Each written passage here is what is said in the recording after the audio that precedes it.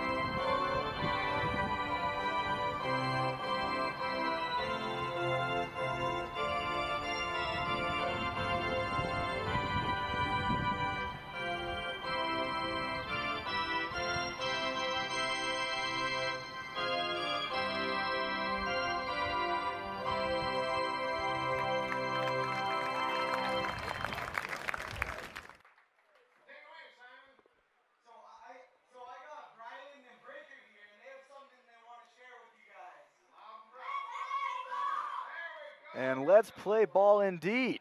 You just heard it from the folks on the field with Simon Ono, the on-field host for tonight. My name is Win Andrews, the voice of the Sasquatch, and it is an honor to be here with you tonight in Game 2 of this exciting matchup between these two great teams.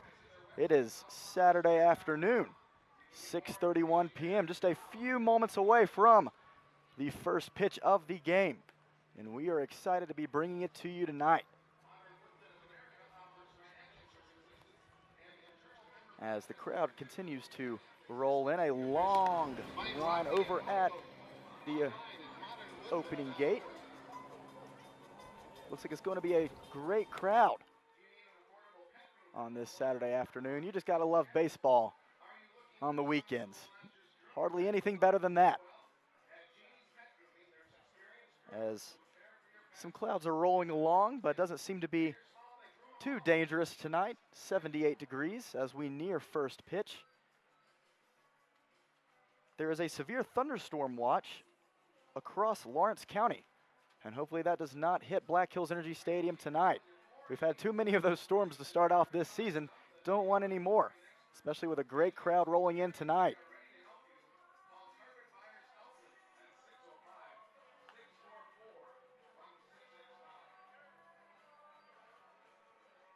So your Spearfish Sasquatch starting the season 4-11 after the Game 1 loss last night to the Prospects in Nebraska.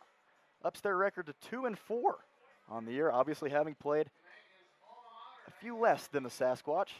That all evens out throughout the rest of the season.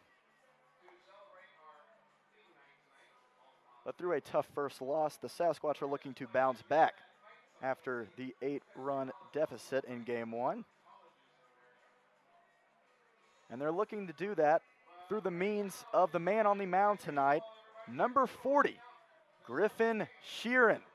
We have a lot to talk about with him, an exciting potential pitching matchup between the Sasquatch and the Prospects tonight. We'll talk more about that Prospects pitcher in the bottom of the first.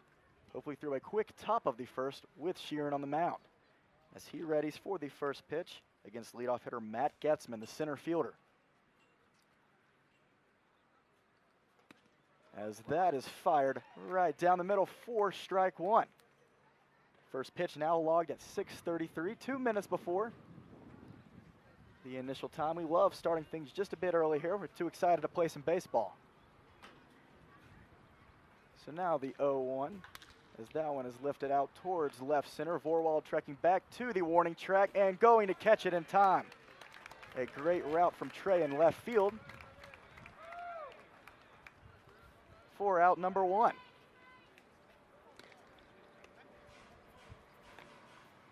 Two pitches and a fly ball out to left field. Getzman gave it a ride, but not enough power behind it. And now Cade Lynham, the right fielder for the Prospects.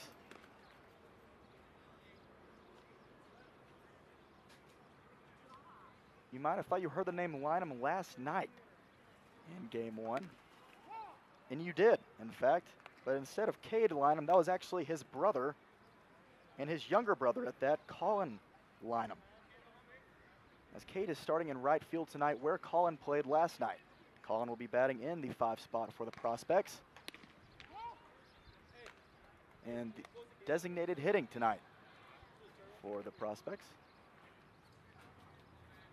Would love to see him in the second inning. So after a couple of balls, now Sheeran with a 2-0 count to Cade Lynham. And that one is going to be fired. Bit low for ball 3, now a 3-0 count.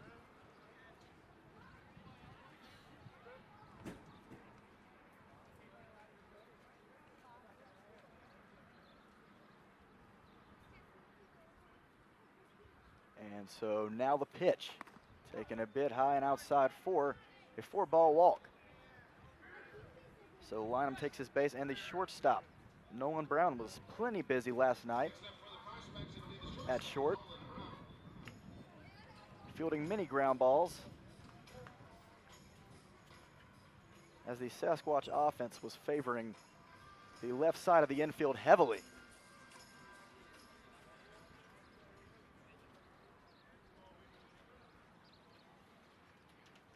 So 1 on, 1 out in the early stages of this first inning for Griffin Sheeran.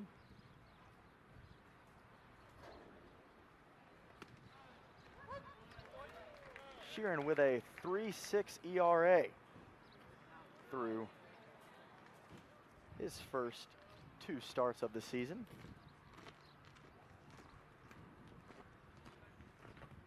And what's so exciting about tonight is that it could be shaping up for a hard-throwing matchup between Sheeran and the starting pitcher for the Prospects, as that one is popped foul for strike 2.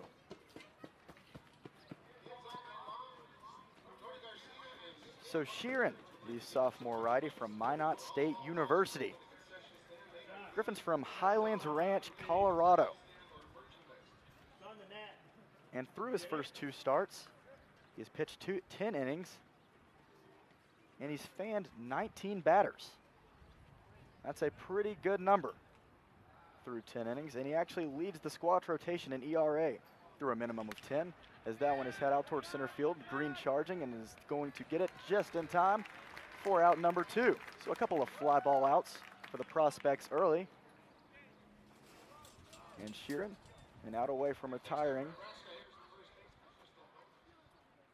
The side in the top of the first, but first he has to get through Tristan Gomes, number 12, the first baseman. You might recognize that name as well from last night. And unfortunately so. Gomes had quite the night in his first start at first base for the Prospects. Tristan is from Cal State Fullerton.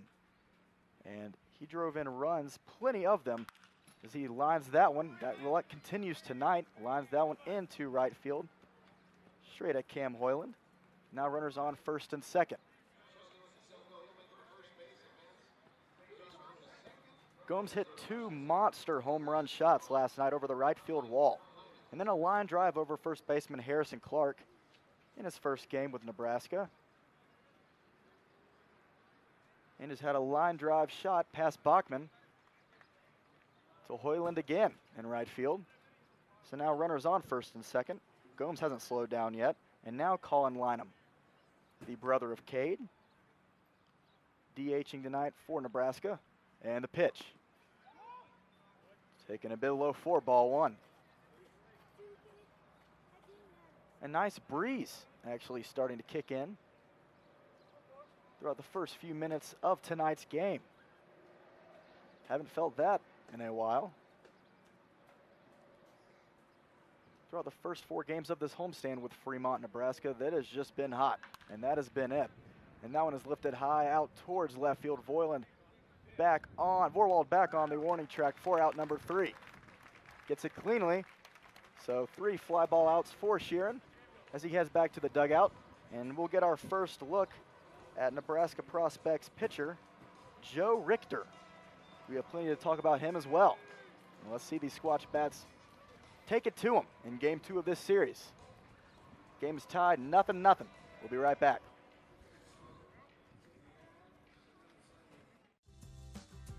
When you venture to Spearfish in the Black Hills of South Dakota, you'll find rugged hiking and biking trails, extreme rock climbs, and views that will take your breath away.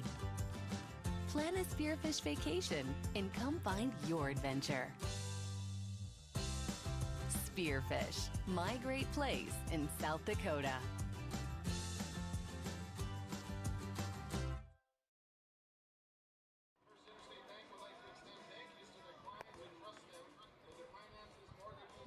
We're all going somewhere, going higher, faster, farther, going in new directions, to new places. At Monument Health, we keep going so you can keep going.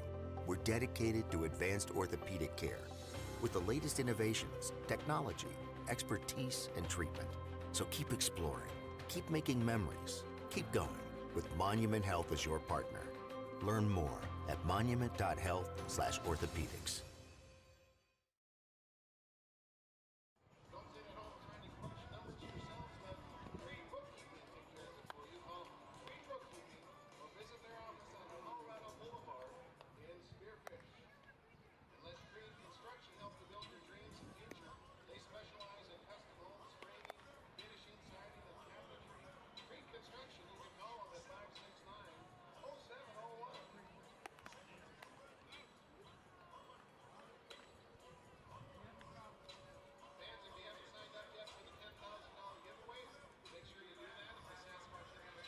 And we are joining you back here in the bottom of the first inning. This is Win Andrews, the voice of the Squatch, coming live from Black Hills Energy Stadium in game 2 of the matchup between the Prospects and the Squatch. As Joe Richter steps on the mound for Nebraska, number 25. A hard-throwing righty from Stephen F. Austin University. There's a couple of those players on this Nebraska roster. And Johnny McHenry, who has had a hot last few games, looking to continue that streak tonight. The first pitch won't have the chance. Beams McHenry on the side for a first pitch hit.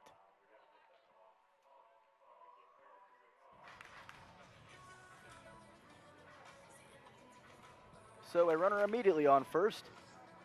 Not in the form that we like to see it. But McHenry looks to be just fine as Ryan Bachman stepping in.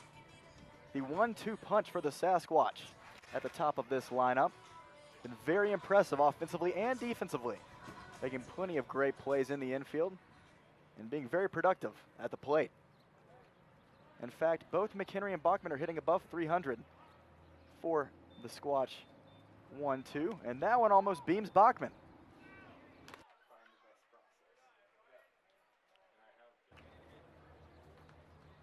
So early in this game, Squatch hitters putting their head on a swivel.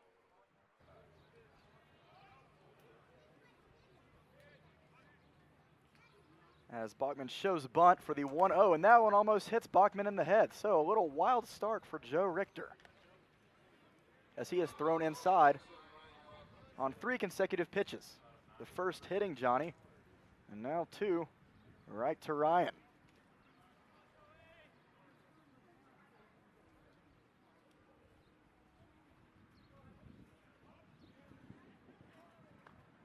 So we did say he was hard throwing, and he is indeed that.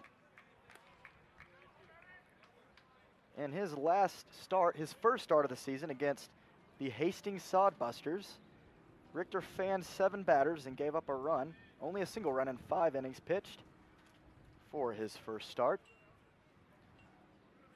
So not a bad line, as that one's going to be fired over. McHenry charges to second, but is going to be called out on a bang-bang play, and a great throw from the catcher behind the plate, Jackson Meyer.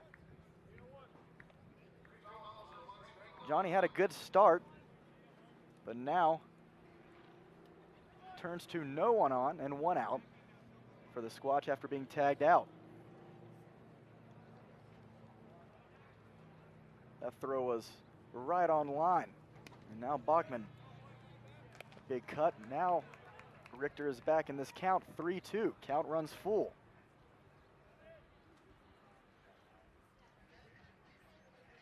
The Squatch have been very aggressive on the base paths, which is something that head coach Shane Gardner and now interim head coach Tanner Hill have been emphasizing a lot.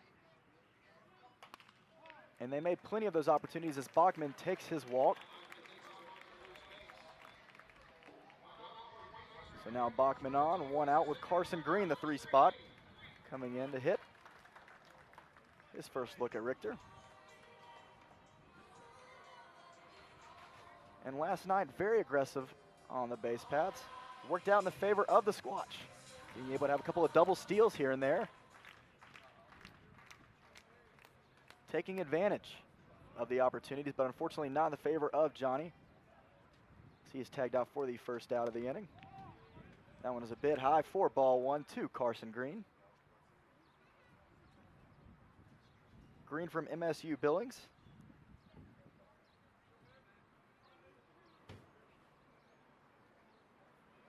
The great defensive center fielder lines one over to Allen, and Allen throws to second. They're going to try to turn it for a 5-4-3 double play to end the inning for the prospect. So a little bit of trouble here and there for Joe Richter, but he gets out of it in a hurry. So we are through 1 inning now, headed to the top of the second. Griffin Sheeran looking to get another quick inning under his belt. We'll be right back with you, tied 0-0.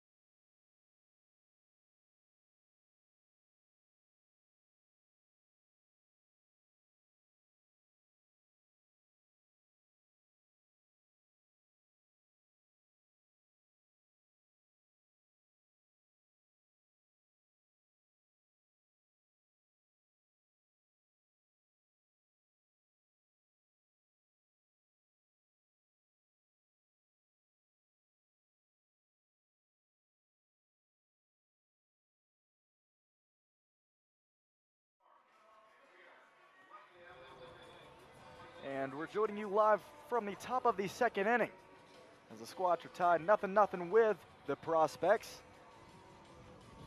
And Griffin Sheeran back on the mound, facing off against number 32 for Nebraska, Jackson Meyer. Catching behind the plate, Meyer threw out Johnny McHenry just a few moments ago as he was trying to steal second. Throw was on line, a beauty.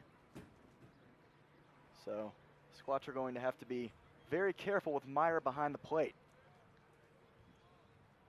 in tonight's matchup.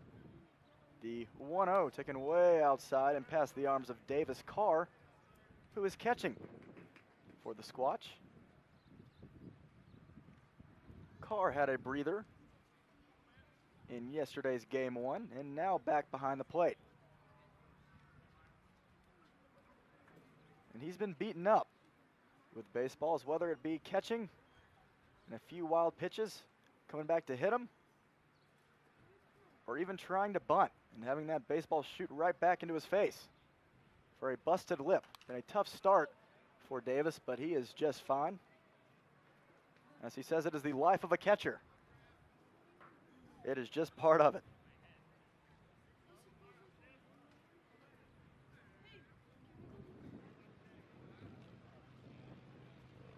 So a beautiful night with Sheeran's 2-1 to Meyer. Taken outside, ball 3. Griffin is such a bright spot on this Sasquatch team. Plenty of personality, plenty of positivity, and capable of just playing anywhere in the outfield when he is not scheduled to pitch. So there's plenty of appearances from Griffin, just in certain areas, as that one is going to be lined straight to the first baseman. Throws to Sheeran for out number 1. Great heads-up play by Griffin to get to the bag in time to retire Jackson Meyer, as Gage Allen, the third baseman, steps up. A change at first base tonight for your Spearfish Sasquatch. Keenan O'Brien playing first base, and also a potential catcher able to play both positions, as are Davis Carr and Andrew Johnson. So 1 out, no one on against Gage Allen. O'Brien got on base last night after pinch hitting for a Squatch batter late in the game, stole second, and then stole third. Unfortunately unable to come home as the Squatch were unable to drive him across, but very inspiring first at bat. Happy to have him in our lineup tonight.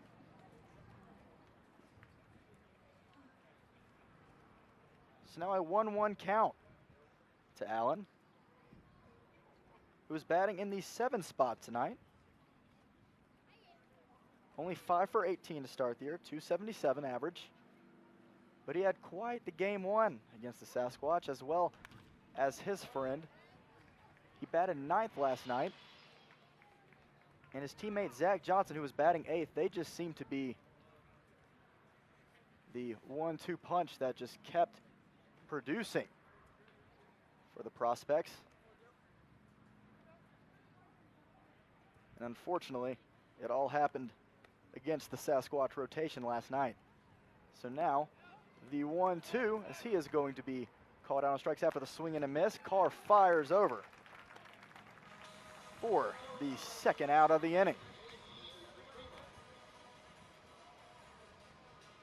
So there's the first strikeout of the night for Sheeran. We expect to see plenty of those.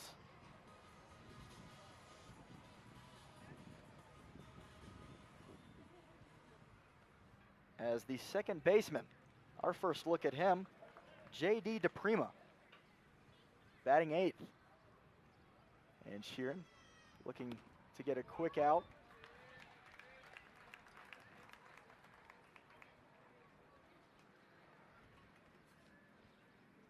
In just 4 innings against the Fremont Moo in his start last week away, Sheeran had 11 strikeouts.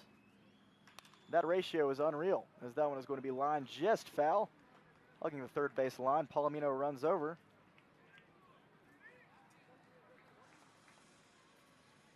As Sheeran gets ahead, a quick 0-2 with 2 outs here in the top of the second inning.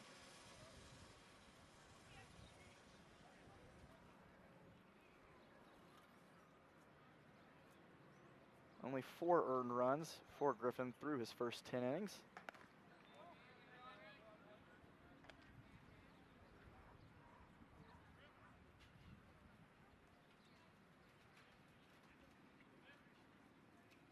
And he's working quickly through 1 2/3 innings tonight.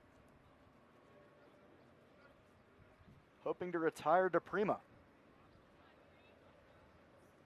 The pitch. And it's going to be a high breaking ball 4, ball 2.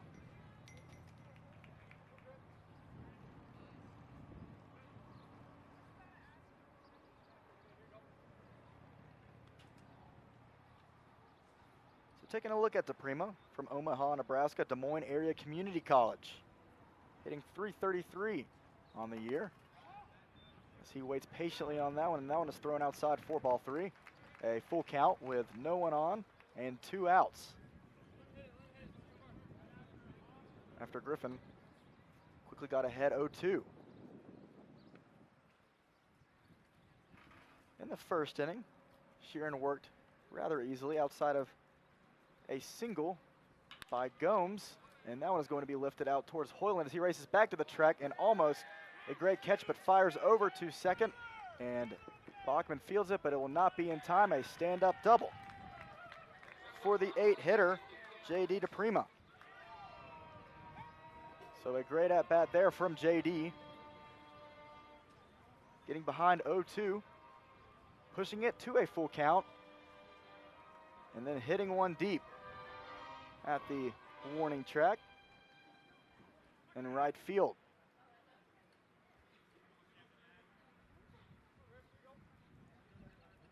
And now Cam Madsen, who pinch hit last night,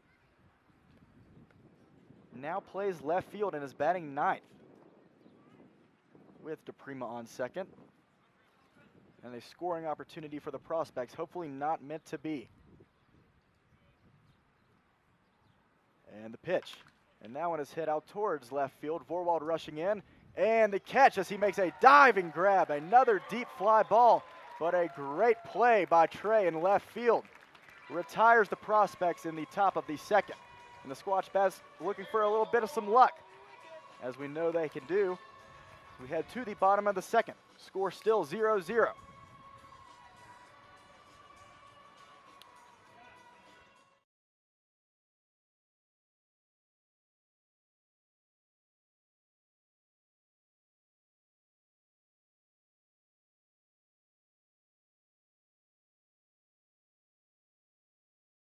Monument Health, we keep going so you can keep going. With advanced orthopedic care, technology, innovations, and treatment. So keep exploring, keep making memories, keep going with Monument Health as your partner.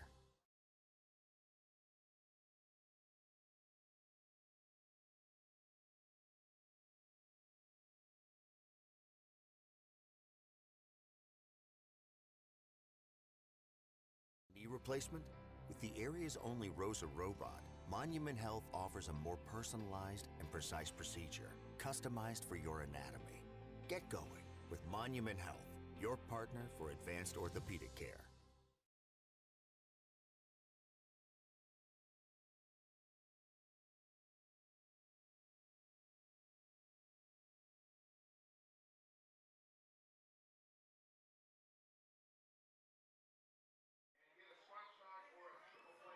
A beautiful night for some Saturday action, as the Squatch looking to drive some runs across against the prospects in the bottom of the second inning with a tied ball game. Still scoreless. And Andrew Johnson stepping in against Joe Richter on the mound. Another great crowd. And a swing and a miss from Johnson for strike 1. weekend ball at Black Hills Energy Stadium, really hard to beat. As the crowd continues, there is still a line as people continue to roll in. It is alma mater night. After last night's Here for the Beer, these themes just do not stop. Night after night, we have something for you, and we hope you're able to make them out.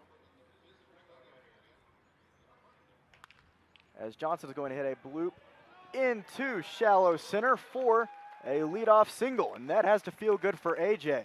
After a hot start to the season, he's cooled off just a bit, but well aware of his offensive capabilities.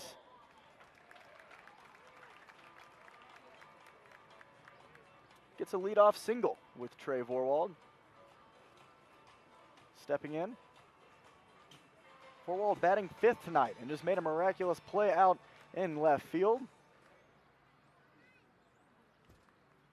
to retire the 9-hole hitter. And that one is going to be hit. Swing and a miss into right field. So Johnson races to second in time. Now runners on first and second in 3 pitches. Squatch ambushing Joe Richter early.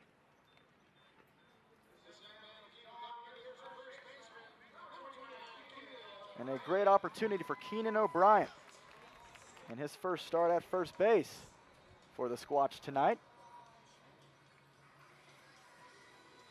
Love to see him put one in play.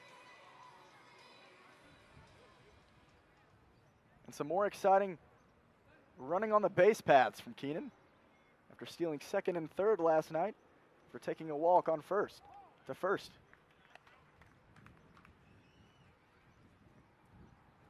So now 2 hits for the Squatch after back-to-back singles from Johnson and Vorwald. And Richter quickly in his first true early inning jam. O'Brien takes that one for a called strike 1. With it being alma mater night, we are doing everything to honor colleges, universities, high schools, you name it. Playing plenty of fight songs throughout the night for respective universities and colleges across the country. As that one is going to be lined in to left field, and Johnson's going to be held up at third, but now bases are loaded. And the left fielder, Cam Madsen, fumbles the ball around just a bit, but able to get it back in time. But now Keenan O'Brien with his first hit for the Sasquatch. Way to get it. And the bases are loaded, nobody out. 3 hits now for the Squatch. And Cam Hoyland, the right fielder. We know he can turn on one.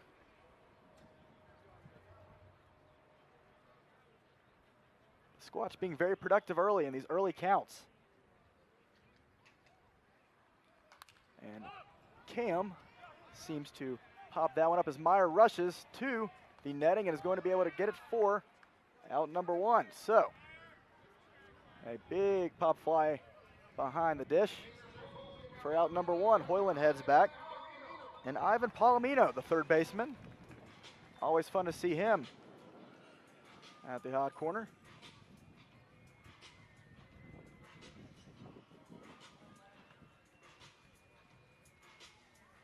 Bases loaded, 1 out.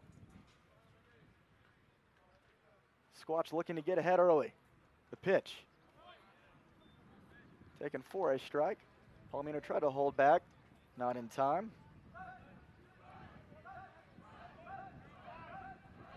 Ivan from Pasco, Washington, Walla Walla Community College.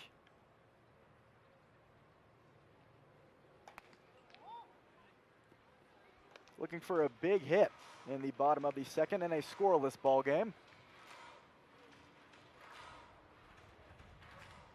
So don't forget, alma mater night, very fun. We keep these gates open. We'd love to see you. It is the bottom of the second, but you know how long these games run. Plenty of time for you to get to Black Hills Energy for a fun night of Saturday baseball. Maybe they'll play the University of Georgia fight song. That'll be cool for me. Probably no one else here, but I would enjoy it.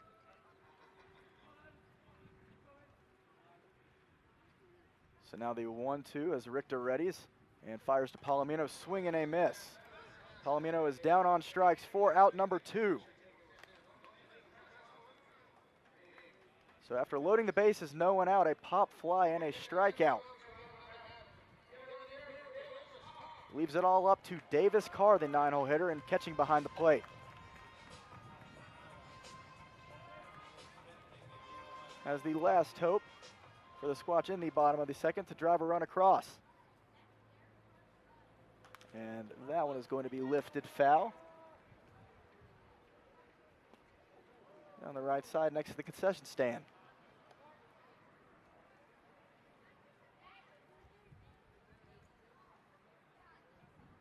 So in game 1 last night, the Sasquatch offense started out on an unreal note, registering 4 runs in the bottom of the first.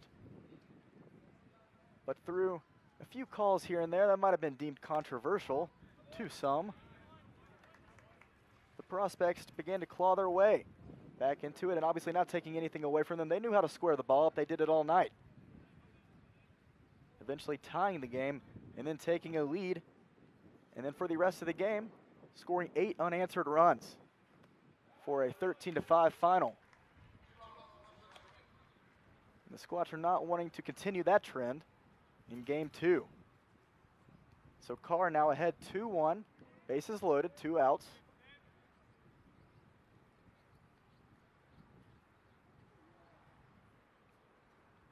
And the pitch.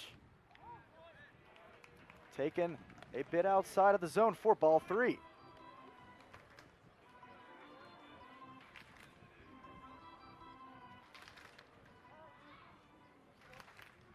So a trend that Tanner Hill wants to continue to emphasize. I've said it too many times, folks. Feel free to comment on the live stream if you're tired of me saying it, but it is just very important. Scoring early and also often throughout the game. The Squatch looking to do step 1 of 2 now by scoring early in the bottom of the second.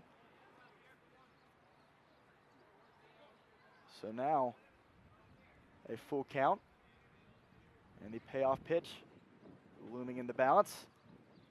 3-2 as Carr is called out on strikes. Didn't swing, thought about it, but ultimately retired. Bases loaded, but no one to come across for the Sasquatch as we head to the top of the third to watch Griffin Sheeran perform some of that magic. We might have a guest appearance for you in the next few innings, so stay tuned from one of the players from the Squatch dugout. It's going to be a good time tonight. Gotta love Saturday baseball. We'll be right back with you, folks.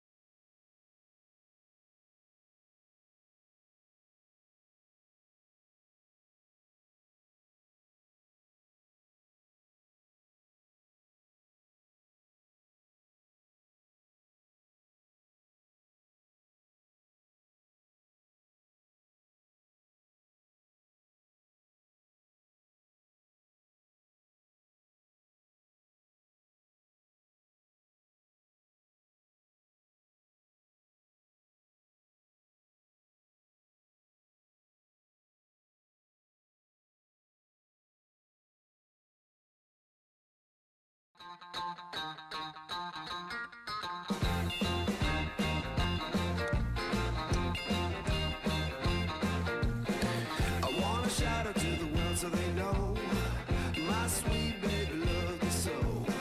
She got me going, yeah, she turns me on. And she loves me, yeah, she loves me, and it blows my mind. Hey, nice strike. Yeah, it blows my mind.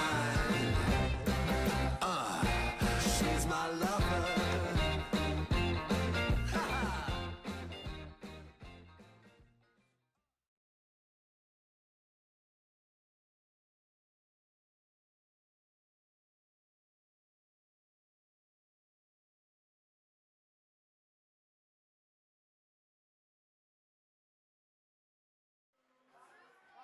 And welcome back, ladies and gentlemen, to the top of the third inning as Griffin Sheeran takes the mound for another inning of work. And the lineup card rolls over for the Nebraska Prospects with Matt Getzman, the center fielder, in his second plate appearance of the night.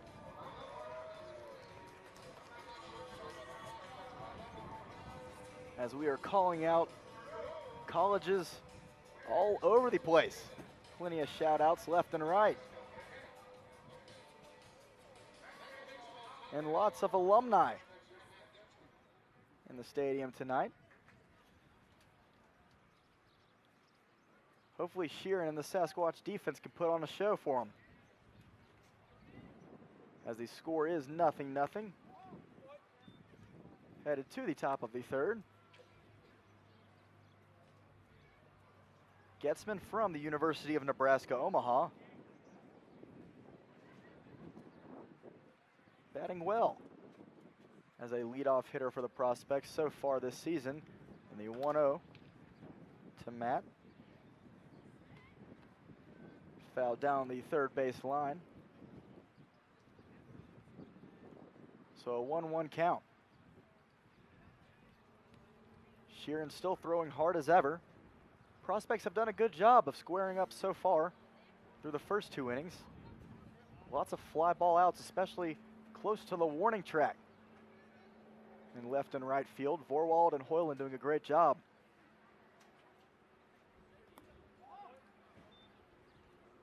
That one is low for ball two.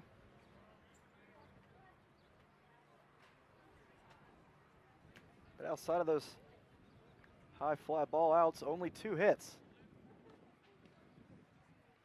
for Nebraska. And Sheeran has been quite economical to this point. And now finds himself 3-1 to Getzman.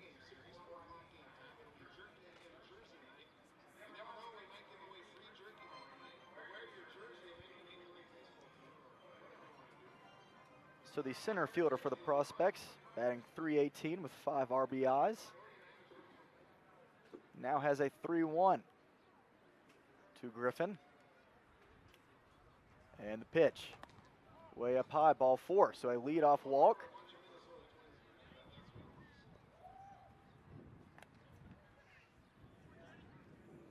As Cade Lynham steps up with now a runner on and nobody out. An exciting bottom of the second as the Squatch loaded up the bases with nobody out. But throughout the early stage of the season, with an exception of a few games, it's been the same old song and dance. Bit of a struggle to get guys across. And Sheeran, as that one is grounded over to Bachman. Bachman tosses to McHenry, and that one is going to be turned for a double play. 4-6-3, and a quick 2 outs.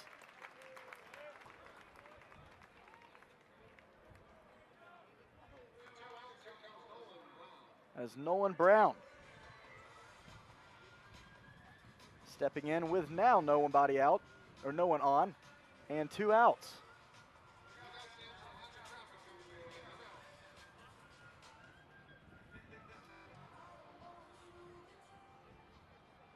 Sheeran does a great job whenever a runner does get on. He's done a great job of eliminating threats. And that double play from Bachman to McHenry. And thrown over to O'Brien at first. Is a prime time example of that. And now the 1-0. That one is hit deep and out towards Green. In deep center out at the warning track as he jumps for out number 3. So another high fly ball. Prospects are squaring it up but can't get it out of here. And Sheeran heads back after another quick inning.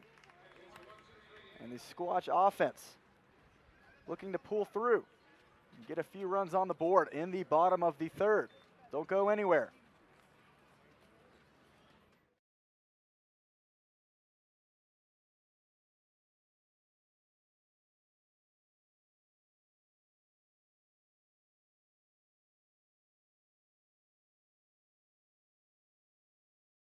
Summer at the Denny Menhold dealerships in Rapid City. Trade-in values are at an all-time high, and there's never been a better time to buy. With over 400 vehicles on location, you're guaranteed to find the right ride to take you into summer. And while you're here, make sure to sign up to win some great summer gear, like a Rice Honda side-by-side, Black Hills Fireplace Traeger smoker, a variety of gift certificates, and more. Come by and check out a great selection of vehicles and summer gear at any of the Denny Menhold dealerships in Rapid City and at menholdsummer.com.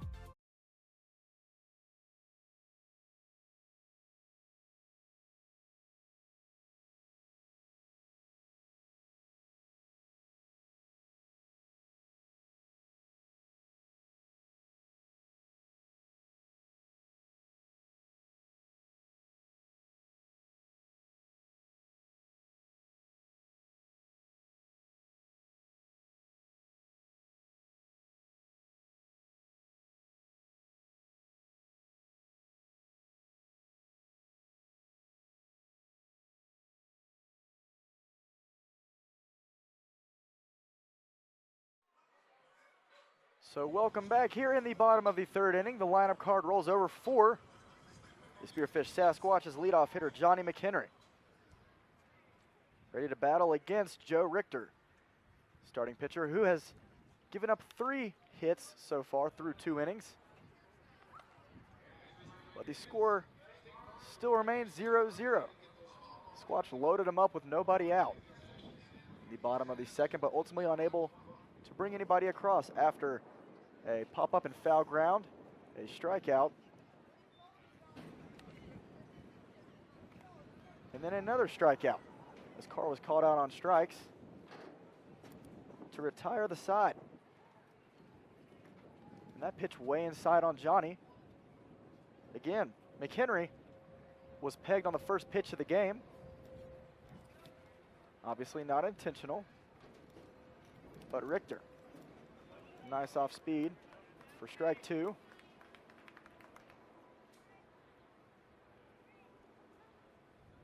We hope you're able to make it out tonight, folks, for Alma Mater night. And McHenry chops that one foul.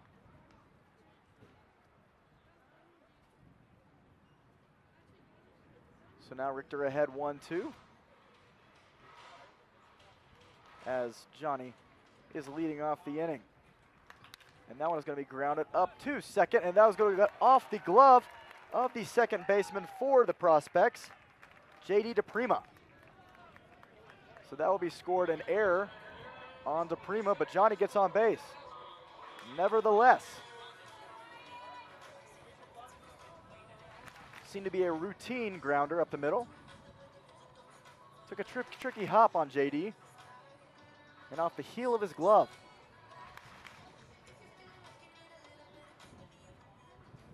As the other man batting above 300 so far and knows how to get on base, Ryan Bachman. And that one is going to get past the catcher tonight, Jackson Meyer, and McHenry easily jogs to second base.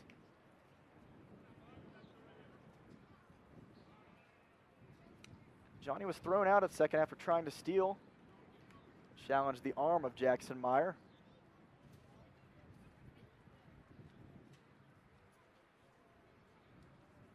And it was a beauty of a throw. But now that opportunity is taken away as McHenry now has second with nobody out and Bachman up on a 2-0 count.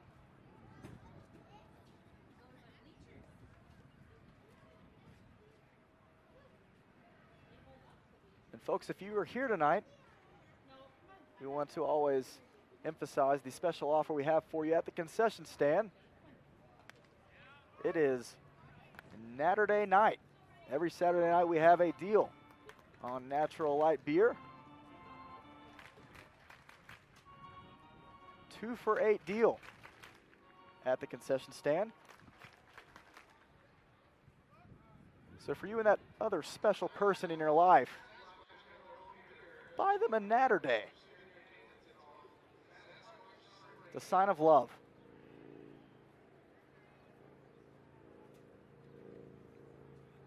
So McHenry on second. Bachman takes a big swing and a miss. Now count evens at 2-2.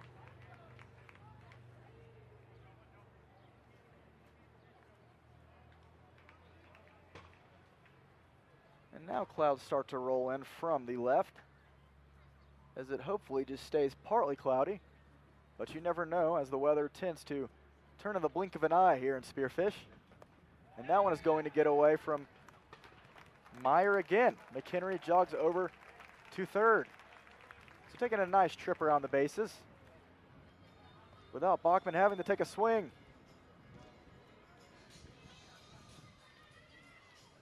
Two wild pitches in the dirt get past Meyer.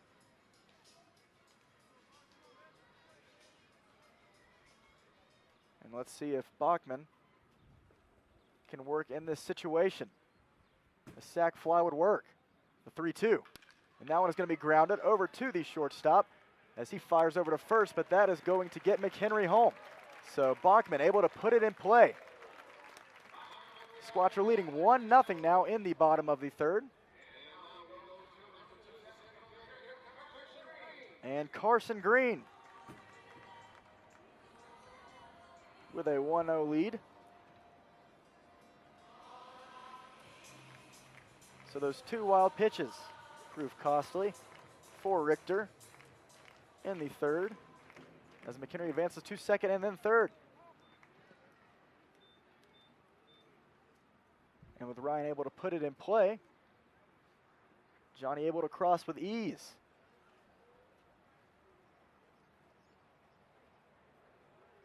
It's exactly what we need from this Sasquatch offense. So now a 2-0 count. Nobody on. One out. And the Squatch on top 1-0. The pitch from Joe. Fouled back into the parking lot. Andrew Johnson on deck.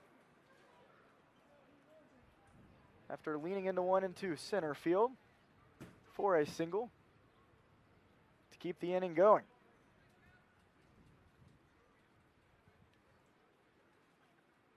And the pitch, as that one is going to be hugging the right field line, and it is going to be just foul. Green thought that one had a chance.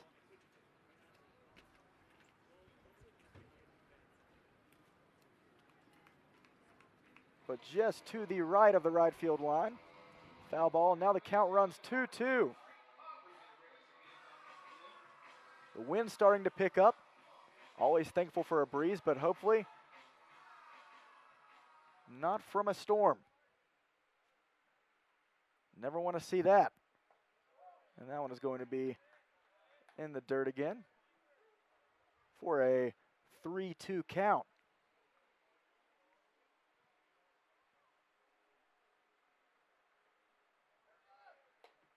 And that one is going to be taken up high as Green will take his base, 1 on, 1 out.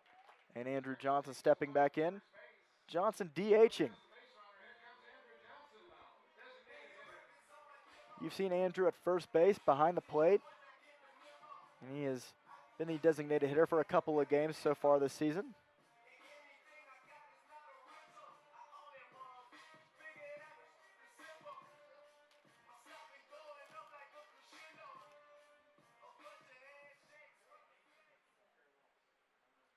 So now the sun completely covered up by clouds. Coming in from the east. And the field runs dark.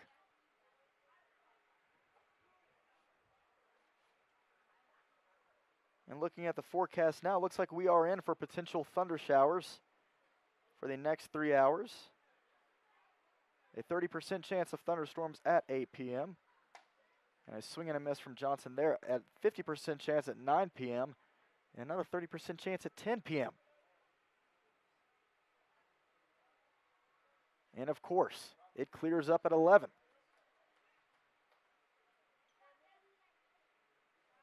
So convenient for these storms to roll in for the average length of a Sasquatch game. And Green is going to steal, and that one is going to be out at second. A heads up and aware play from Richter on the mound. Seemed like Green was going to get away with it, but Richter at the last second threw over for out number 2.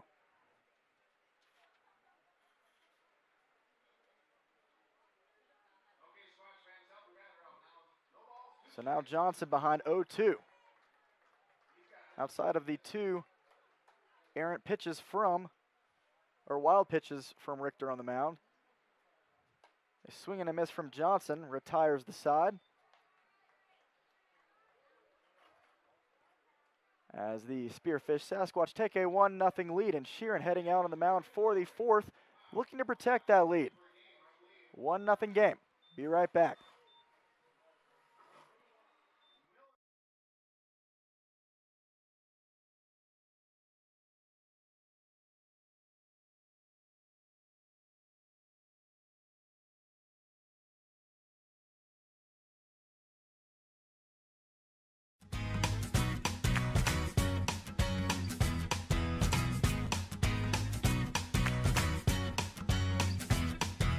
Walk through life. Every day is a new beginning. Shine your light.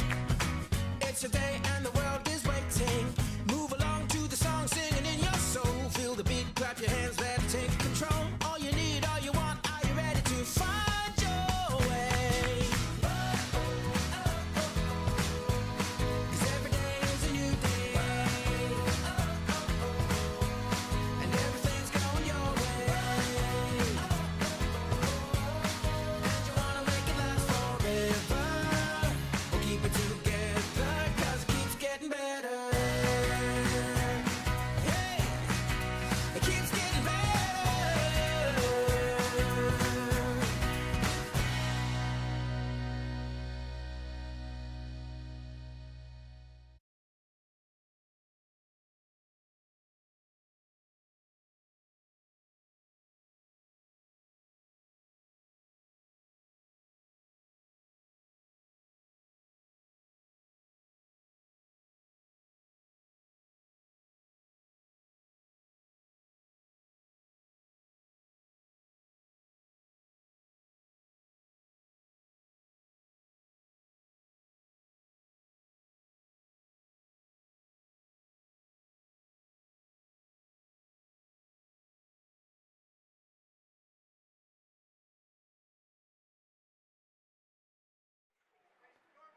And we are back in the top of the fourth inning. Griffin Sheeran on the mound against Tristan Gomes, the first baseman, who had a heck of a day yesterday for the Prospects. And maybe Sheeran can fire one past him, retire him early. It's always good to see Tristan with no runners on.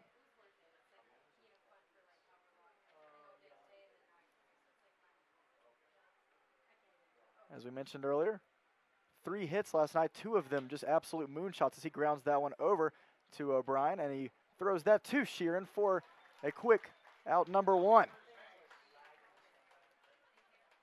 So great job from Sheeran. Having his fair share of flyouts, but especially in the last inning and a half. Some groundouts in there as well, including that double play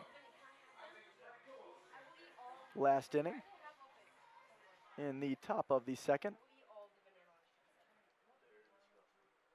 So 1 out now for Griffin, and Colin Lynham, the younger brother of Cade Lynham, who's batting second tonight. As a beauty of a pitch finds the strike zone for an 0-1 count. So both of the Lynham brothers play at Wayne State University. And another breaking ball taken for a strike 2.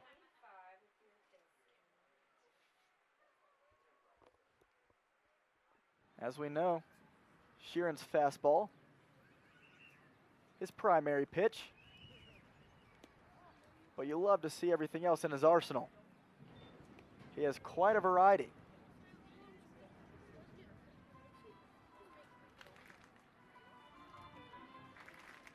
As he is now ahead of Lynham, 1-2.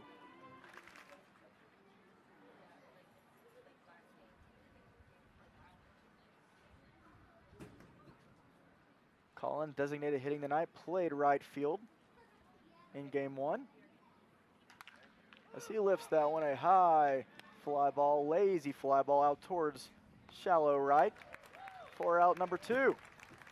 Boylan calls that one off. And Lynham is retired. And Jackson Meyer batting in the 6th spot, as Sheeran has been pitching to the heart of this prospect's lineup in the top of the 4th. But a quick 2 outs to come out of it.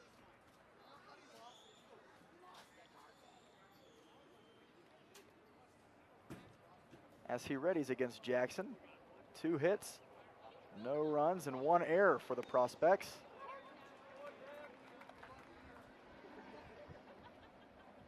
Sheeran drops that one in for strike 1.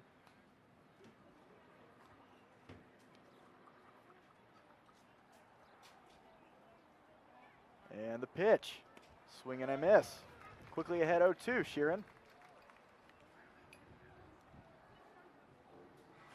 And these clouds continue to roll in, getting darker and darker, seemingly every minute. Hoping that the rain stays off. And a call out on strike, strike 3. As Jackson Meyer called out after 3 straight strikes from Griffin Sheeran in a 1-2-3 inning. As he is feeling good, headed to the bottom of the 4th. Squatch looking to add some insurance to that 1-0 lead.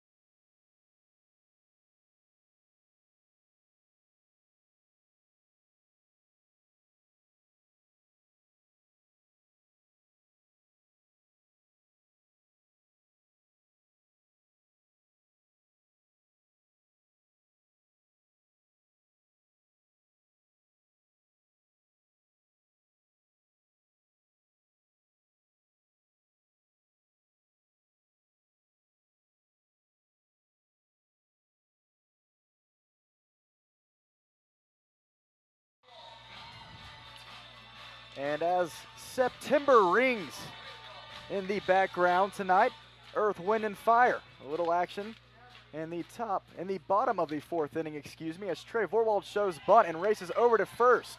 Richter fires to first for the first out. Great idea from Vorwald, unable to make it in time for a quick out number 1. So the 5, 6, 7 hitters for your Sasquatch tonight, as Keenan O'Brien, the first baseman, looking in and looking to get another hit after he did so earlier in tonight's game. Squatch are up 1-0 after scoring 1 and driving 1 across in the bottom of the 3rd inning. I am joined here by fellow friend and baseball player for your Spearfish Sasquatch, Mr. Harrison Clark. Mr. Harrison Clark, how we doing tonight? I'm doing good. I'm enjoying my rest day, enjoying some good baseball. Right? Yep. We've seen you plenty on the field, manning mostly first base in the last few games, and I always talk about how great of a situational hitter you've been, a big boost to this offense. How have you been enjoying so far your time at first base and just being able to get to know these guys in the Spearfish Sasquatch dugout? You know, I haven't played a whole lot in this past year, so I've really enjoyed my time playing for the Sasquatch at first. Feels like home over there. Feels like home here. So I'm really enjoying my time over here with this team. It's a good group of kids. That's good stuff. So Harrison, as talented of a baseball player as he is, another thing about him, he is a very professional speaker when it comes to announcing baseball games. I have had the opportunity of being with Harrison on the away trip, specifically the 6-game road trip against Hastings, and then traveling to Fremont just last week. So I was able to be in the dugout with Harrison for a little bit, being able to talk to him and just be able to pick his mind about the game and hear a few of his calls, as I think especially that was game 2 or game 1 with Jack Hostetler on the mound. We had a lot to talk about in that game. That was a good one. That was a good game. It was fun to call that with you. So give us something to do on that late Fremont night when we were getting beat pretty bad. Well, hey, we've turned things around quite significantly, haven't we, so far on this homestand? Pulling out the series right back at them when they came here. Right. I mean, you have to feel good about a 1-0 lead, don't we? Yeah. Bases loaded early. Couldn't get the job done, but it's good to have all those guys on base early in the game. Apply pressure on the pitcher and the other team. It's going to pay off later in the game.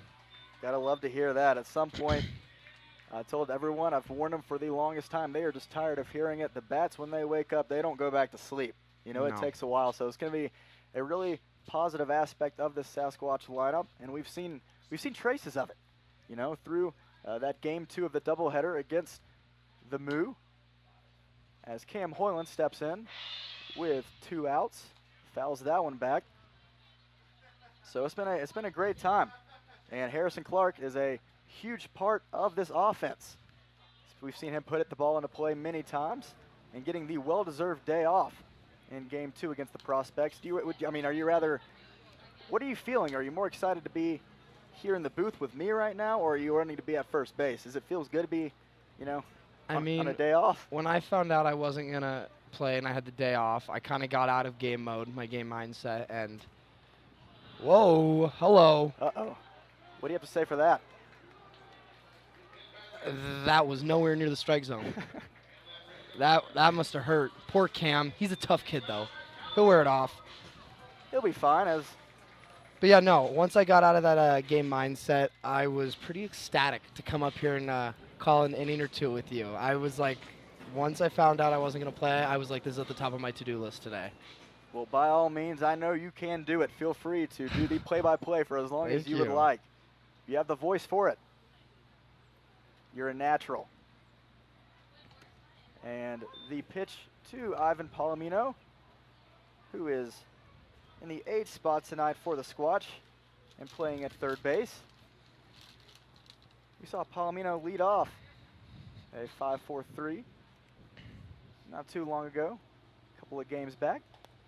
Ooh. When he was at third, and he wanted that one. Did not go around, though. Sliders in the dirt are tough to read, and that twilight sky when it's getting dark here, those are always hard to read spin. What about the batter's eye in center field? How does it feel looking at it from home plate? You know, some would say it's a batter's eye. Many others would not classify that as a batter's eye. So if we are considering that a batter's eye, then I would say it is not the best I've seen. Okay. But you know what? I see the effort. It's there. It's just not the best I've seen. We can always improve. There's always improvements. There's with always everything. room for improvements. Yeah. So Cam Hoyland just stole a base. Now he stands on second. Good dirty ball read by Cam Hoyland at second. Seeing that ball down out of the hand. Great time to run. He's probably looking at a camera, hopefully, hoping to find someone recording him in the dugout. He loves to be in front of the camera. As do you, Harrison. Yeah, Can't forget about that. I don't know as much as Cam. He loves to be in front of the camera. Yeah, he is always waiting for it when he heads back to the dugout, especially after driving a few in.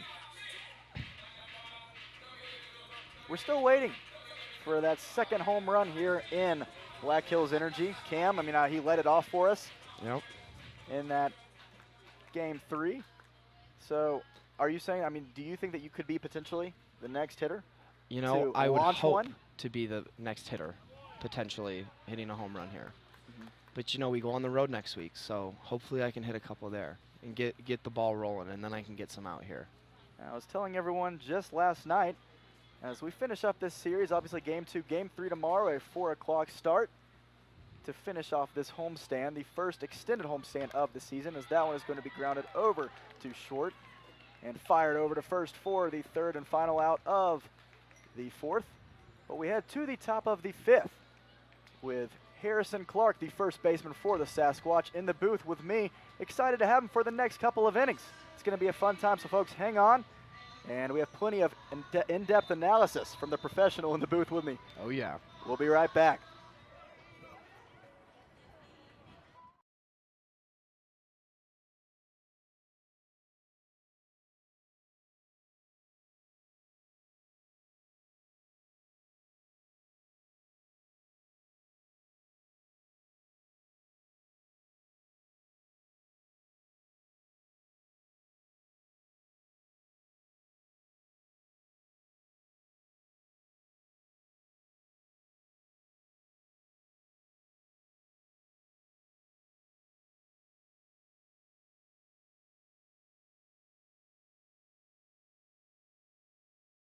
All Balanced Bookkeeping, located right here in Spearfish, is your go-to place for all of your bookkeeping needs.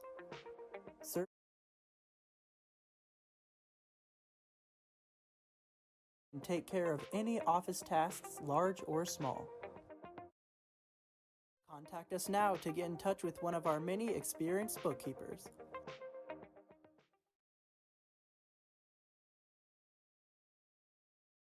Located right here in Spearfish is your go-to place for all of your bookkeeping needs. Serving Spearfish for over 2 years, we have over 30 years of bookkeeping experience and can take care of any office tasks, large or small. Contact us now to get in touch with one of our many experienced bookkeepers.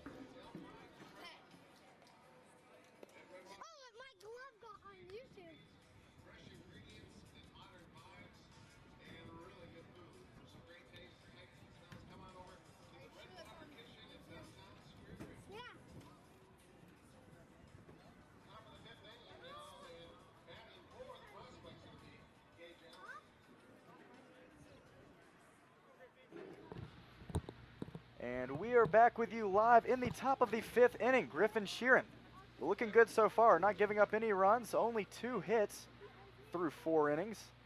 And he's looking to continue that streak against the 7-hole hitter Gage Allen, the 3rd baseman for the Prospects. Had a great night last night hitting in the 9-hole. I'm sure Harrison Clark, who is in the booth with me, very glad to have him here. I'm sure you remember seeing Gage Allen last night, being able to square a few up. He's been impressive so far for the Prospects. Yeah, he's a good hitter. He had a tough first at bat against Griffin, but Griff's got a really good arm on the mound. Nice And play by Johnny. a sliding play, but not in time. Johnny McHenry gave it all he could. Made the diving slide to get the ball and throw it over off of his back foot, but a one-hopper in the ground. Keenan O'Brien unable to catch it in time. A bang-bang play. But that'll be an infield single for Gage Allen, as he will reach with no one on. And J.D. DePrima, the 2nd baseman for Nebraska, stepping in. I'll tell you what, isn't Johnny just so good at preventing these balls from going out in the outfield? I mean, Yeah. any infield potential single, he is already there on the stop. He's quick. Johnny's what the baseball industry calls a gamer. That kid dives every chance he gets, and he blocks everything. And he can throw the ball across the diamond pretty well. I must say, you have a good first view of it, being able the perspective from first Yeah. base bag. Oh, yeah. Always getting thrown to. I get a front row seat for all his crazy plays. Oh, yeah.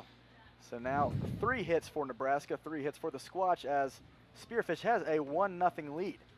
And Sheeran looking to protect that as this game is moving right along. The clouds are starting to actually move past us. Black Hills Energy Stadium has a weird way of avoiding storms sometimes. Obviously not all the time, but we are looking to get this game in, and we hope we can. No kidding. I remember my first day here. It rained and it hailed. There's plenty of hail, right? Oh yeah, it's the biggest hail I've ever seen because I'm from Seattle, so I was not used to that. But Well, plenty of rain in Seattle, is that right? I mean, is A that lot just of a rain. stereotype? I don't really know. yeah, it's not a stereotype. It's true. So I don't know if that makes it a stereotype, but it rains a lot out there. It's very nice out here. Always the crazy temperature changes, as that one is in the dirt. And Carr is going to reach that one as that one looked to beam DePrima on the inside part of the legs, at least from our point of view here in the booth. So now, after a 1-2-3 inning for Sheeran last time around, in his first bit of a jam, which we've seen him get out plenty of times before, but now runners on first and second, no one out, and the 9-hole hitter Cam Madsen playing left field. And hopefully Sheeran can retire the next few. We'd love to see a double play. We've seen one tonight already. A double play right here would be huge for the Sasquatch. Huge for the program. Huge for the program, absolutely. And the pitch, as we're in a bit of drama. So much in summer ball, you just see, I mean, it's always exciting. There's never a dull moment. You know, you always see bases loaded, a lot of times no outs, and as we saw earlier with the Squatch, unable to drive one across. There is, I mean, you never know what's going to happen next. Yeah. Hopefully we can get an out here. Bases loaded, no out would not be the position we want to be in. But hey, if we get in it, I believe we can get out of it. Griffin's got it. If any guy on our staff's got that it factor, it's Griffin Sheeran. That's a good outlook right there. That's positive. Yeah. Clark being in the booth, providing some positive analysis with us. So now 52 pitches for Sheeran through 4 innings, but runners on first and second. And his first bit of trouble in a long while. As he looks back at Allen, and now the pitch. And that was going to be a soft grounder up the first base line. And O'Brien tags in time, but runners advance to second and third. Gets the job done for the prospects. Right, Wasn't hit hard, but he moves his runners over in scoring position. Puts it in play, and that's exactly what Ryan Bachman did to get Johnny home, as he was able to steal second and then third off of those 2 wild pitches. Yep. You know, just putting it in play, which is what we're seeing more and more of for the Squatch. First few games, a little tough to watch at times. You know, as we, and you know, Harrison, you can attest to this. Obviously, the struggle of batters against pitchers early on in the days of summer. Oh yeah. Right. It's always a quick game to catch up to. But it's a process for sure. Starting to put it in play. Yeah. Once we started figuring out how to manufacture runs, we started having good success. And that one's going to be grounded to McHenry as he fires over to first. And Matt Getzman is retired, but not before driving home Gage Allen from third. So McHenry made a quick check over. And our coaches talk a lot about manufacturing runs, which is exactly what the prospects did right there. Not needing the 3-run home run, just hitting the ground ball when the infield's back and scoring that 1 run. So now, game is tied here at 1-all. But Sheeran only an out away from getting out of this jam. Griffin's done a great job of when getting in these situations, really relying on the ground ball and relying on his defense behind him. Griff's got a great opportunity here to limit a lot of damage. What's your favorite of Griff's pitches? His heater, obviously. It has to be. As we said, it is the primary pitch for Griffin Sheeran. But you know, he has so many others. I was telling the folks earlier, the arsenal that he has expands out to about 6 pitches. Yeah, he's got a very steady mix of pitches. Absolutely. But yeah, his heater's got to be my favorite just because of how live his arm is. It's fun to watch, especially from right field. Seeing him throw the ball and try and throw runners out, that's probably one of the coolest things I've seen this summer because he has an arm, that's for sure. And obviously, Coach Tanner Hill and Logan Lottie in the dugout trying to be as smart as they can because he has such a big arm. You have to protect it sometimes for the mound. Yeah. You know, it's got to have him have a quality start every few days.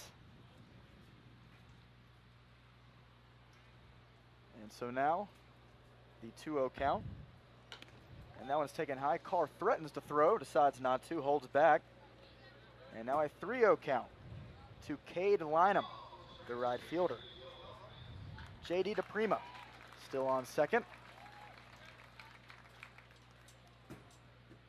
So I was telling people earlier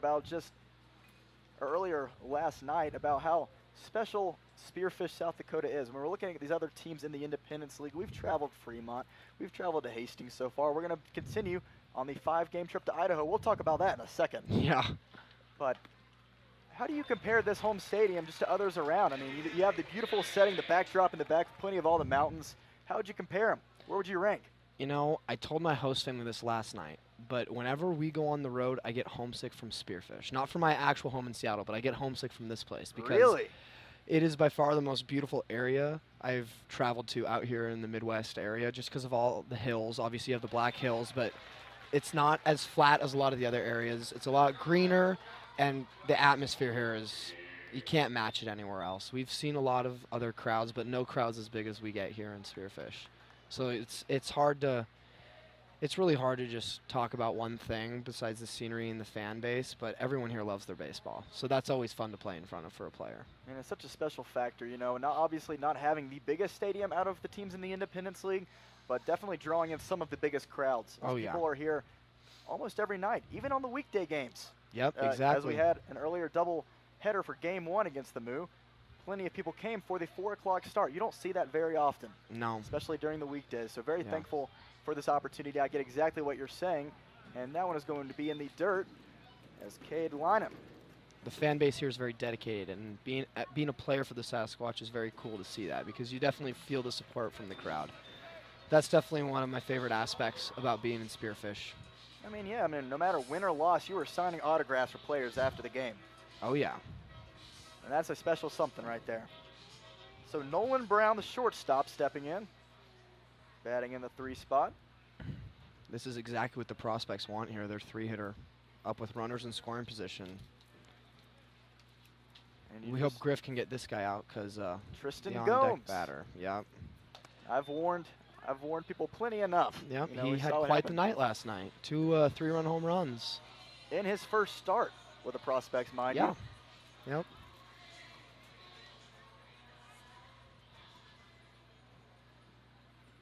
So now a 1-0 count with runners on first and second after that walk from Cade Lynham and Nolan Brown.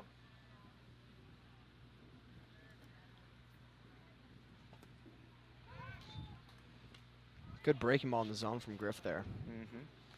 Drop that Get one back in. to even in the count. So definitely one of Sheeran's more laborious innings. He's having to work for it. Pitch Yep. count rising.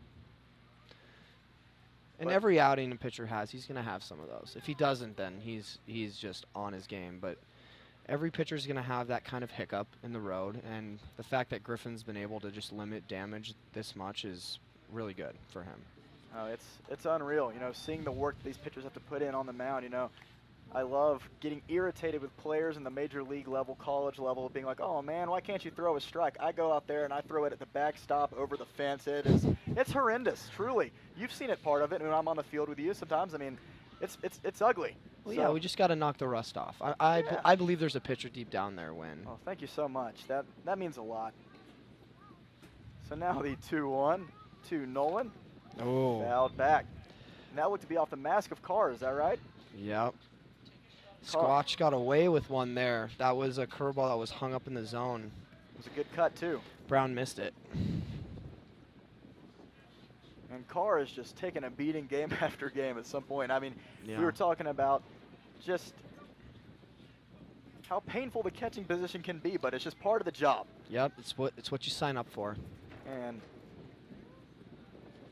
Davis Carr knows that from the bat. So, a 2-2 count now. Griffin looking to get out of this top of the 5th, the pitch. And that one is lifted high. That might do it. And it looks like it is, as McHenry is going to call it off shallow infield. Boom. And that is going to be for out number 3. So a run crosses for the prospects, but no lead taken by Nebraska, as we head to a tied ball game in the bottom of the 5th with our good friend first baseman Harrison Clark here with the Sasquatch. We have a lot more exciting things coming for you. We're glad you're here to join us.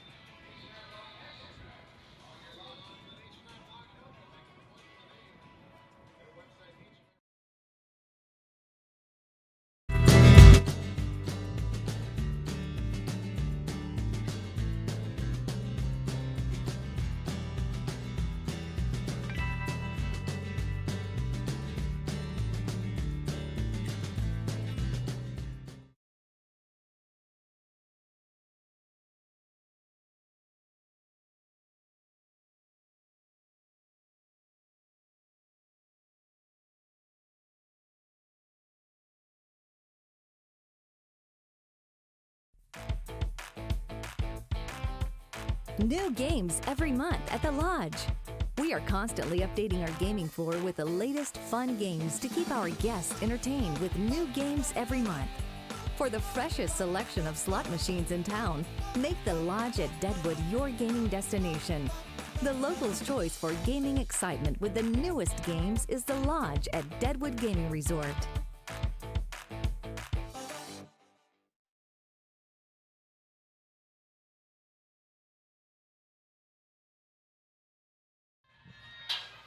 And welcome back, Squatch Nation, to the bottom of the 5th inning, as the 9-spot hitter for the Sasquatch, Davis Carr, steps in against the pitcher for the Nebraska Prospects tonight, Joe Richter, who is now through 4, only surrendering a run. Hopefully not for long. Squatch looking to get their bats hot, looking to keep that momentum going from this homestand. We've seen plenty of traces of great offensive performances, and we have the players for it. Just got to put it all together.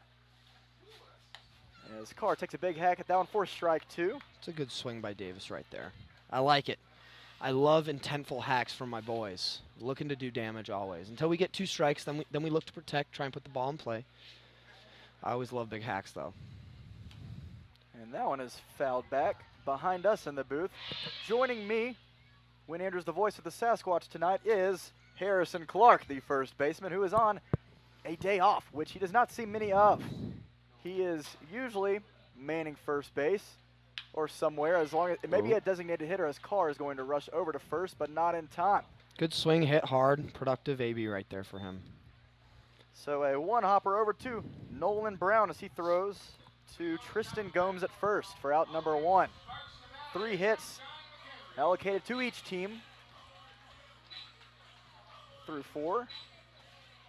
Back to the top of the order with McHenry right here. This is a good start to the inning right here if we can get him on base.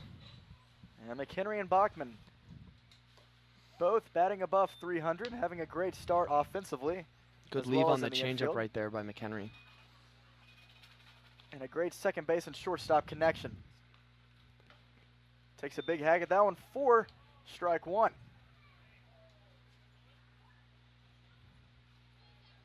McHenry's been tearing the cover off the ball, some would say, recently. Absolutely. He seems to hit everything hard, which is a very good trait to have as a college hitter, especially that was looking to play at the next level after college. So speaking of college, we've talked a lot about Spearfish so far. Harrison, pronounce where you are from in Washington. What is your hometown? I am from Snoqualmie, Washington, which is in the Snoqualmie Valley, which is about east of Seattle, about 30 minutes. Is that ignorant of me to not have ever heard of Snoqualmie? It is not. Okay. No, it is not. It is but most people have not heard of it out here. They kind of look at me and they think when I say like Seattle or Bellevue, they'll be like, oh, Bellevue, Nebraska. No, not quite. Okay, and so you are from Bellevue College. Yep. What is the difference? Is that one is going to be lifted, a shallow infield pop fly, and that one's going to be taken care of by third baseman Gage Allen for out number 2. So a quick 1-2, and Ryan Bachman stepping in, batting second, looking to keep this inning going. Harrison, tell me about your experience with Bellevue. My experience with Bellevue has been great. I will be going back for my sophomore year following the summer with the Sasquatch, and I love it there. I love the brand that they've taught all of their players. I'm a big believer in the coaching staff. I love how they coach. I love how well they can recruit players and send kids off at the next level. That's one of the reasons why I ended up going there. But overall, I enjoy that it's close to home. I get to see my family a lot. But I love playing with all my buddies. So how's the adjustment been moving to South Dakota for the summer in terms of just weather, as that one is going to be grounded over to shortstop. Brown fires for the third out of the inning. So Nolan Brown charges that one and fires over. And that is a quick 1-2-3 inning for Joe Richter, who has seemed to settle in just fine through 5 innings. And we'll see if Griffin Sheeran comes back out for another inning of work and 1-run ball. Going to the top of the 6th, tied 1-1 with here Harrison Clark. We'll be right back.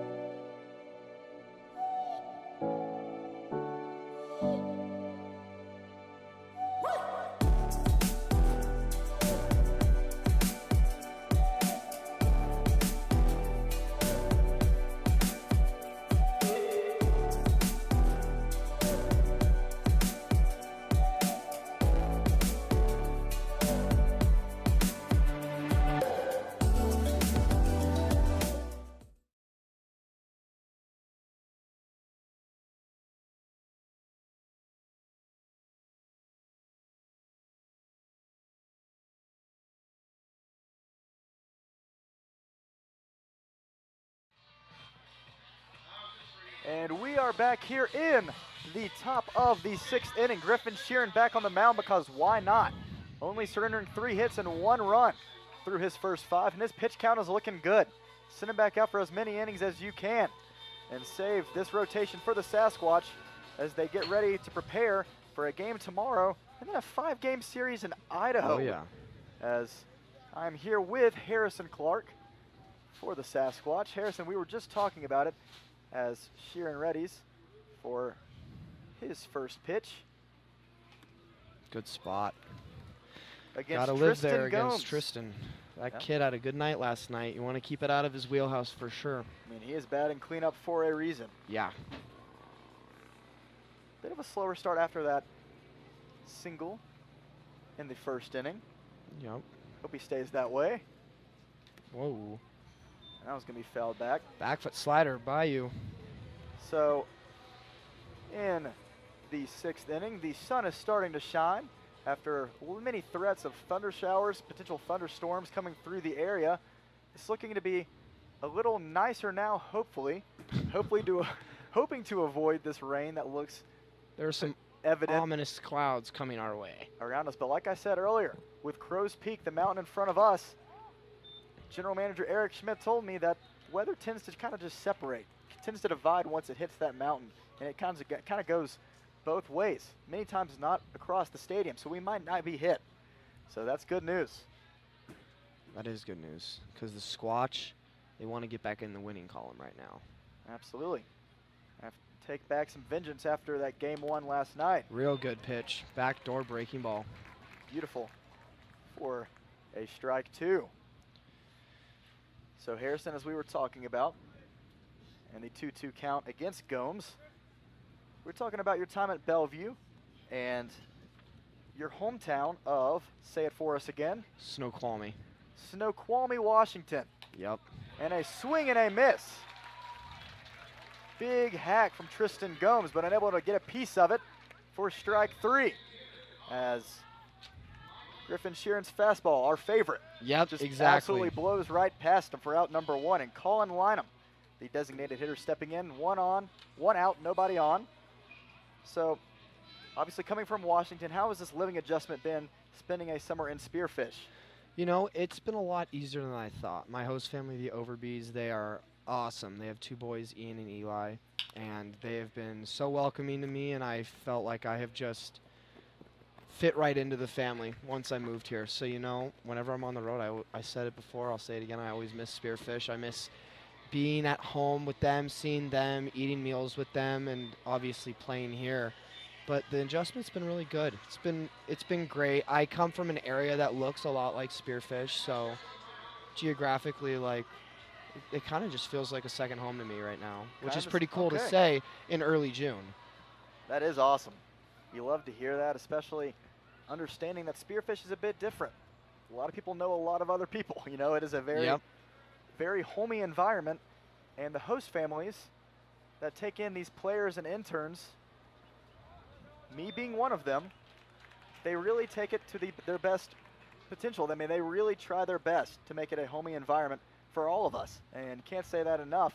It's just a really special environment to be a part of, and you know, you don't really get that in a lot of other summer leagues. No, all the host families seem very nice, very supportive. They're always yelling the loudest at the games, which I love to see and hear. But no, I've heard a lot of great things from the players about their experiences with their host families. So Jackson Meyer, number 32, the catcher, has a strong arm behind the dish. Hopefully doesn't lean into one at the plate here. Sheeran with a 2-0 count to him and 1 out. Colin Lynham on first. While we were talking just a few moments ago, a soft, and that one is just gotten a piece of, fouled down the first baseline. Great time for a ground ball here for the Squatch. Being able to roll it and get out of the inning and go hit the sticks, try and get a lead. Absolutely. Good time to live down in the zone here for Griffin. Lots of action down the left side, as many of these prospects hitters have been grounding them over to McHenry. And Johnny trying to make another incredible play just a few moments ago. Charged that slow roller but unable to throw to O'Brien in time.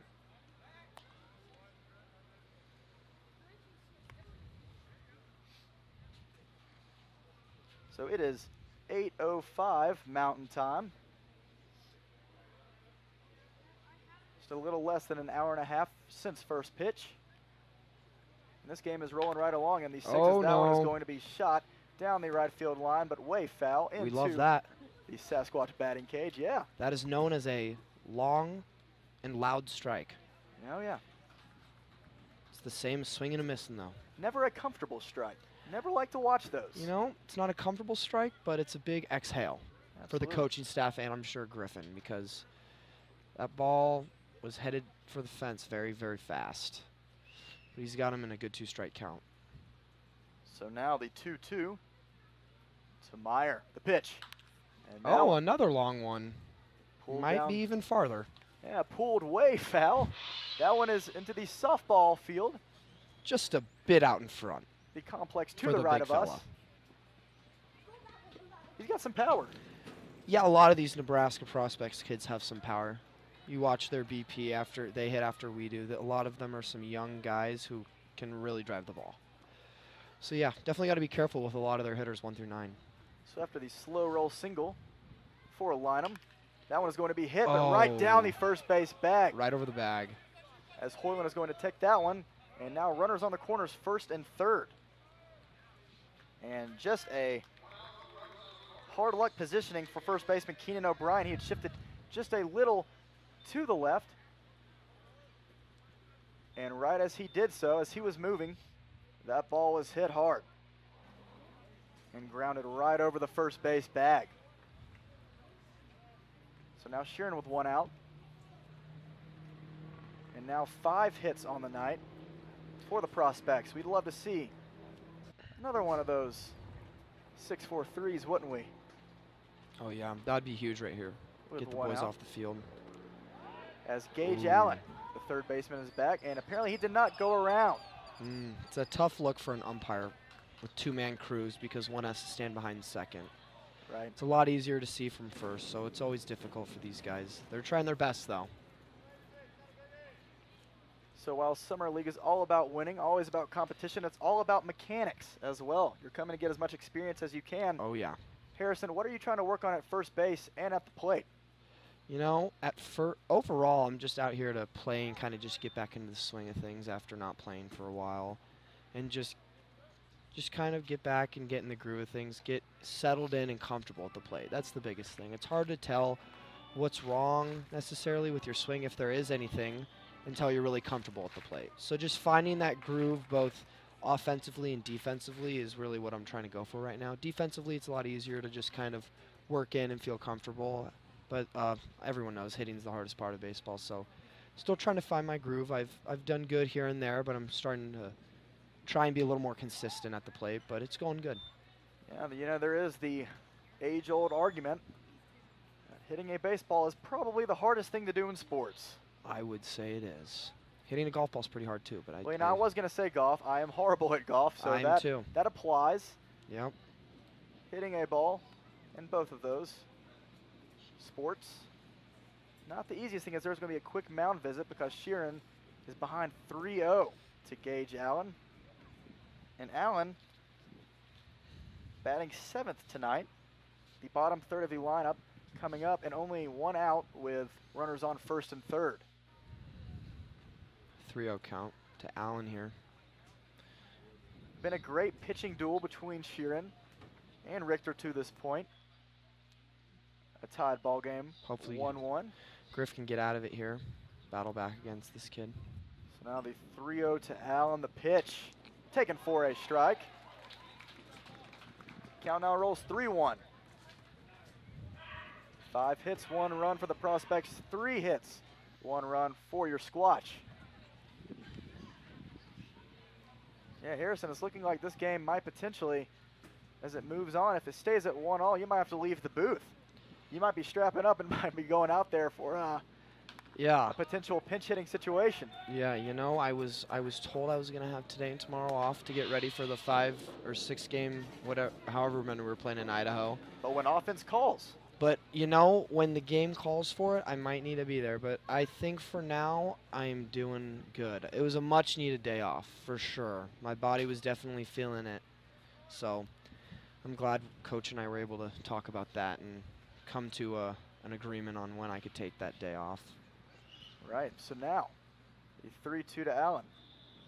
Sheeran has battled his way back into the count.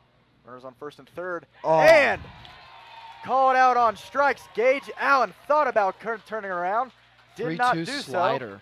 So. A beauty of a pitch that drops into the zone, and Allen heads back to the dugout as he is retired. So now 2 outs. That's a great pitch. That's a great example of a pitcher trusting his stuff right there. 3-2. Most guys would be sitting fastball, but Griffin is comfortable enough to pull out a breaking ball there. And we talked about a double play potentially, how that would be nice, but we'll take a strikeout as well. Yeah, and now we got 2, so all we got to do is just get this kid out and we're out of here. And that one is just gonna like be that. Hit Perfect. straight to first baseman O'Brien for out number 3. So Griffin Sheeran, after a bit of a troublesome top of the 6th, makes the most of it and comes back to keep this game tied at 1-all as we head to the bottom of the 6th inning. I'm here with Harrison Clark. We have a lot more coming for you as the Squatch bats are looking to take this lead. Let's get something going, guys.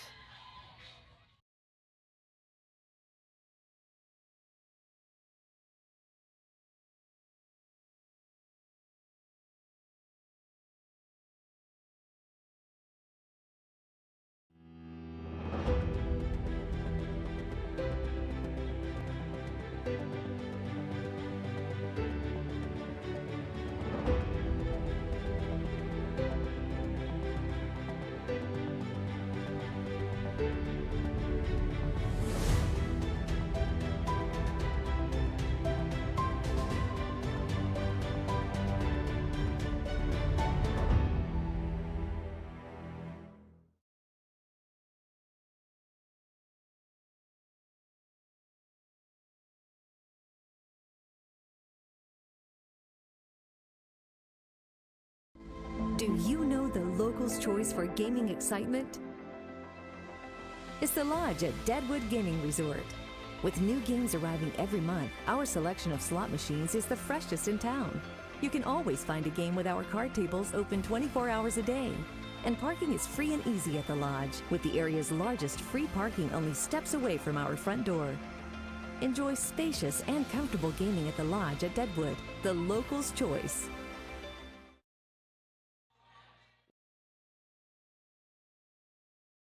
Bottom of the 6th with the heart of the order coming up for the Sasquatch, 3-hitter Carson Green.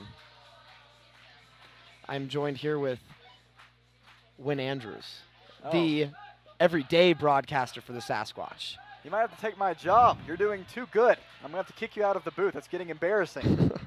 First pitch from Richter. Breaking ball gets away from him, plunks Carson Green in the back. That's a great way for the Squatch to start stumping right here. Yeah, obviously, you never like seeing someone get hit, but they will take that base gladly. Be able to get a runner on with nobody out. As we are monitoring the clouds, the storm situation around us, it appears that we might be getting some rain at some point, but this game, at the pace it's going in the bottom of the 6th, if Griffin Sheeran continues to dominate and the Squatch can put a few runs across the board, we might be out of here before it comes to us. So, yeah, let's hope this weather can just either pass over us and we can get this game over with soon. It's been a pretty quick-paced game so far. And you really don't see many of these in summer ball a lot of times. Oh! That one's going to plunk Johnson, so 2 in a row. And Andrew's not happy with that one, but he will take his base again. The prospects coach is out of the dugout fast, going to talk to his pitcher. And there are a couple of pitchers in that prospect bullpen. Gearing up, getting their arms ready because it appears that Richter is running out of gas.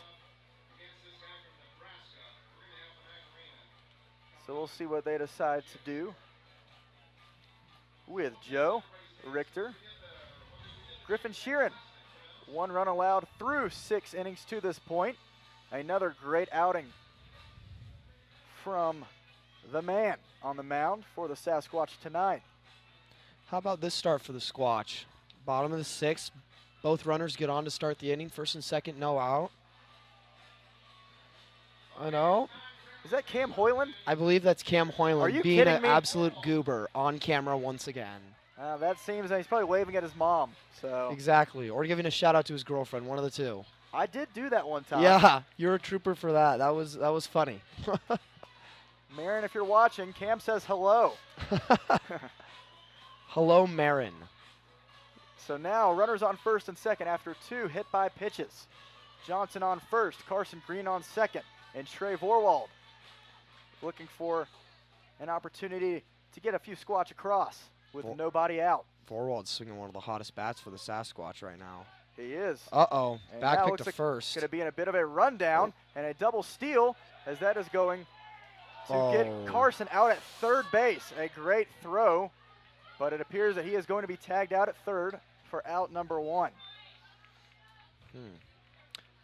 I can hear my host mom. She was not happy with that call on the field, nor was the head coach for the Spearfish Sasquatch as he makes his way out to have a word with the second base umpire.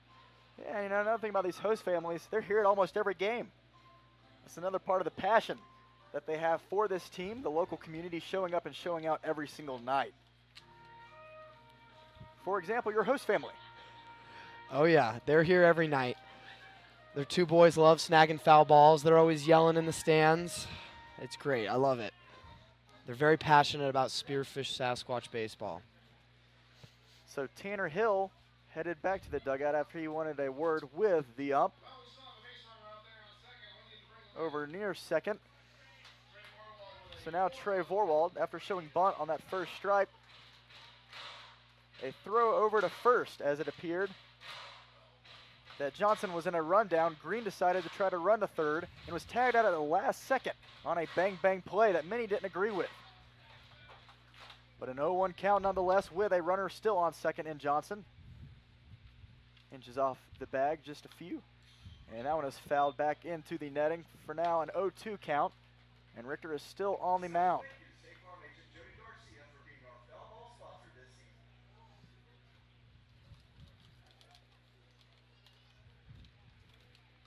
So after a couple of 1, 2, 3 innings, as of late for Joe Richter, Squatch looking to put some pressure. And that one is just a bit outside of the zone for ball 1. A 1-2 count, 1 on, 1 out. Trey Vorwald looking to do something here. And as you said, he has done a great job of putting the ball in play, seeing the ball well. Yes. Starting in that Fremont series, and he has carried that over into this homestand. Oh yeah, he's been hitting really well for the Sasquatch. Really doing a good job in that 5-by-5 hole. Right in the heart of the order for him. So Trey 1 for 2 tonight, batting .292, 7 runs driven in. Would be cool to get 8. Whoa. That one is inside of the zone. So now, count runs full, 3-2. Squatch are no strangers to getting on base. Their next step, Payoff pitch. just getting him across. Ooh. And that one in the zone. Vorwald shocked by that one, as that one seemed maybe a bit high and inside of the zone, but it is going to be a strike 3. So now, after starting out the inning, runners on first and second, nobody out. As is earlier in the game with bases loaded, no one out. The Squatch are down to their last out of the 6th inning, relying on Keenan O'Brien, who has a hit tonight. Fun fact, Keenan just got to Spearfish yesterday. He did. He joined up with us yesterday. We all got to meet him. He's a nice guy. A new addition. Seems like a great guy. And that one is going to be hit out towards right field, and not going to get, he's going to get past him in right field, and that is going to bring Andrew Johnson home as Keenan Bryan comes through and is still headed for 3. He's going to make the turn, and he's going to be down for a triple. And that is the firepower that the Squatch bats have been looking for. That ball is hugging the right field line, and the right fielder, Cade Lyman, coming across, makes the dive, but unable to get it under the glove.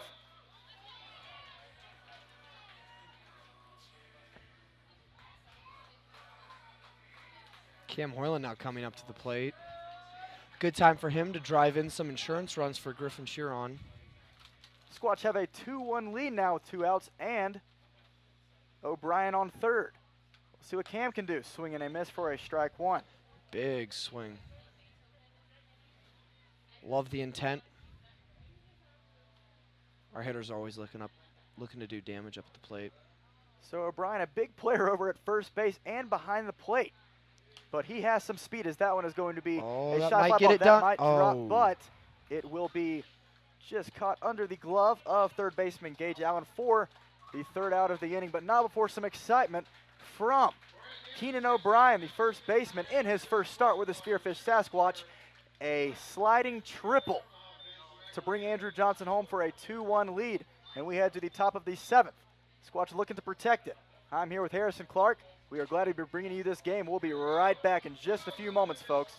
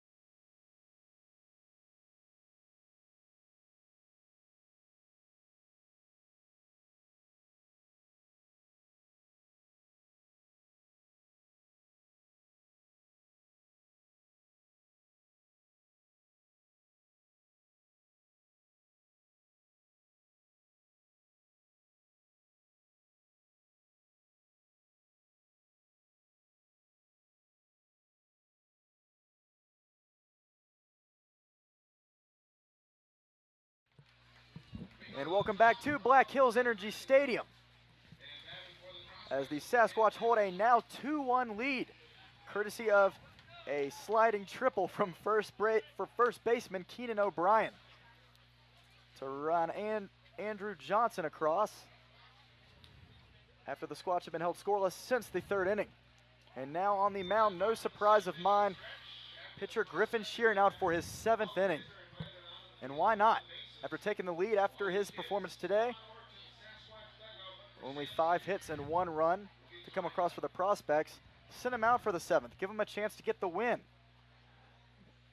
Griffin's definitely got to be happy going back out there with a lead. Oh, for sure. Here with Harrison Clark, the first baseman for the Spearfish Sasquatch, on a much-needed day off after you have seen him play first base or DHing many games so far this season.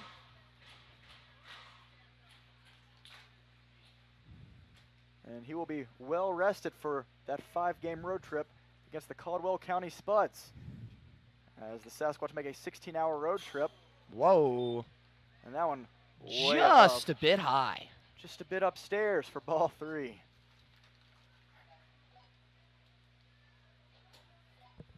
As Sheeran pitching to Cam Madsen to end the order. Hopefully Griff can battle back at this 3-0 count. We don't want a leadoff runner on right here. So the 3-1 to Madsen, taken outside for ball 4. And that'll be a leadoff walk for Cam Madsen, the 9-hole hitter. Lineup turns around, and the leadoff hitter, Matt Getzman, as there is going to be a mound visit. Tanner Hill coming out, and now it is here starting comes to the rain. We thought we would have escaped it, but as of right now, folks are trying to get under some shelter for a few minutes. Hopefully, this does not last for too long as these showers are rolling in, and there is a mound visit out. Hopefully this stays this stays about as worse as it gets. Because we can play in this, can't we, Harrison? Yeah, the field's looking good. I mean, the fans are scrambling for cover, but, you know, the players look like they're not phased out there. So I think baseball will still be played right now. Well, it's easy to say that this is just fine after seeing the severe thunderstorms we've seen in the first few weeks of the season. The hail all over the place. It's a sight to see here in Spearfish. But this looks rather playable. Yeah, I found out pretty early on when I was in Spearfish that the field can't take too much water because it rained for about a good 20 minutes my first day here, and the field was in no playing conditions. So hopefully just some short showers. Bit of a concern. Around 8 p.m. and 9 p.m. there, the chances of thunder showers began to increase, upping to around 50 and 60%. Oh. And that is going to be Out of lifted play. high and out of play, probably right at the booth. But a strike one for Sheeran.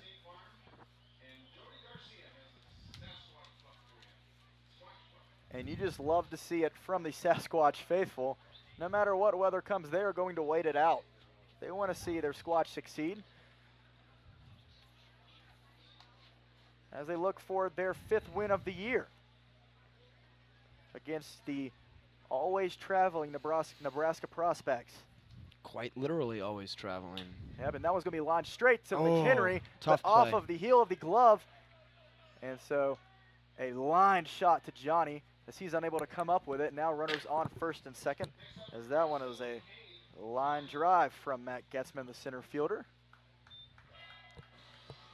So McHenry hoping to turn two potentially on that play, but just unable to come up with it. A hard one hopper right up close to the glove. So now Sheeran in some trouble similar to what he had last inning. Exactly like last inning. First and second, no one out. But Cade Lynham at the plate, and Carr's going to throw back, but not in time as Madsen slides back just in the nick of time.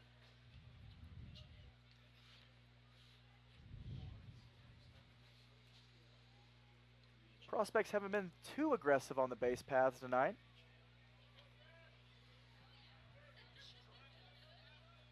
Probably not wanting to challenge the arm of Carr behind the plate. And it seems we have a ball thrown on the field from the Sasquatch bullpen. And there we go, Jack Hostetler. And he throws it from the dugout right back into the... Wow, that was a good throw Yeah, by Connor Jones. Yeah, y'all might not have been able to see that one, but Jack Hostetler using that pitcher's arm to throw it back into the Sasquatch bullpen. Hitter squares to bunt early. Oh. And that one does close not find the pitch. zone. A close pitch, but a ball two with runners on first and second, nobody out. Speaking of Jack Hostetler, I think it's pretty clear in our memory of literally 2 games ago when Hostetler went 8 innings pitched, only giving up 2 runs. Oh, and yeah. that win, and that 3-2 win against the Fremont Moo. That was a gem. It was beautiful. Great way to end the series on a win. Lynham's having a hard time getting the bunt down right now. So Lynham trying to square up with the bunt. Trying to move his runners into scoring position for the heart of the order coming up. And O'Brien over at first moving in to be ready if the bunt drops. The rain has quit temporarily. We hope that continues. I hope I'm not jinxing it. I tend to have bad luck in that category. As it is getting darker. So O'Brien shades in, ready for the bunt, and that one's going to be taken outside, ball 3.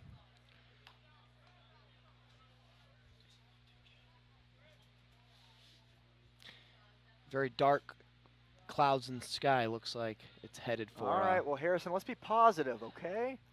You know, We have to just hope for the best, okay? I mean, I think we can get it in before that hits us. what are the summer ball regulations? If we get through 7 with a lead, is that considered a win? You know, that's a great question, just not for me. Yeah, we should maybe look in the rule book. The Spearfish Sasquatch Encyclopedia. And I have a source in the booth with me. telling me that apparently it is 5 innings. So with the a Squatch lead. are in line for a win. Are in line for a win. Just So keep it rain going. right now might not be the worst thing that could happen. And Sheeran looking to get through 7. A well-deserved effort to get through this inning after 6 incredible innings of 1-run ball. But he's having to take care of Cade Lynham, who has been showing bunt on a full count. We'll see what happens. Griffin looks back, the payoff pitch, and that one is going to be lifted out towards left center, but right towards Trey Vorwald as he fires. And there will be no attempt to advance from Cam Madsen on the play. Runners stay at first and second as the high fly ball out towards left field.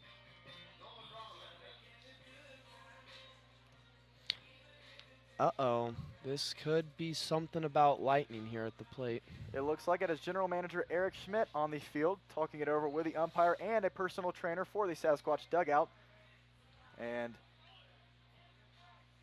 it appears Eric was on his phone, probably looking at the radar, if I had to guess. Yep.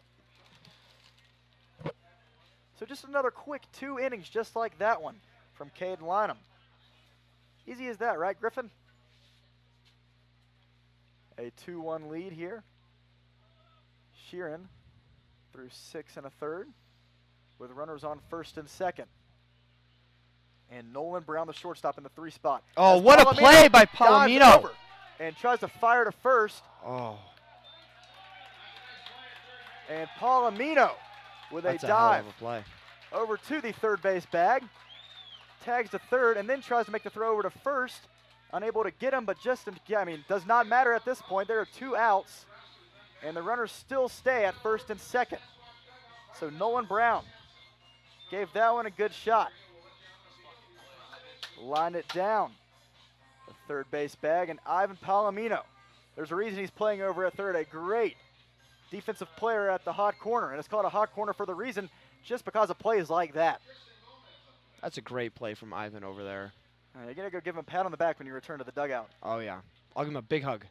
So now Sheeran an out away, but in potentially the biggest moment of this game with Tristan Gomes, the first baseman. Runners on first and second. Squatch have a 2-1 lead. And Carr threatening to throw to second.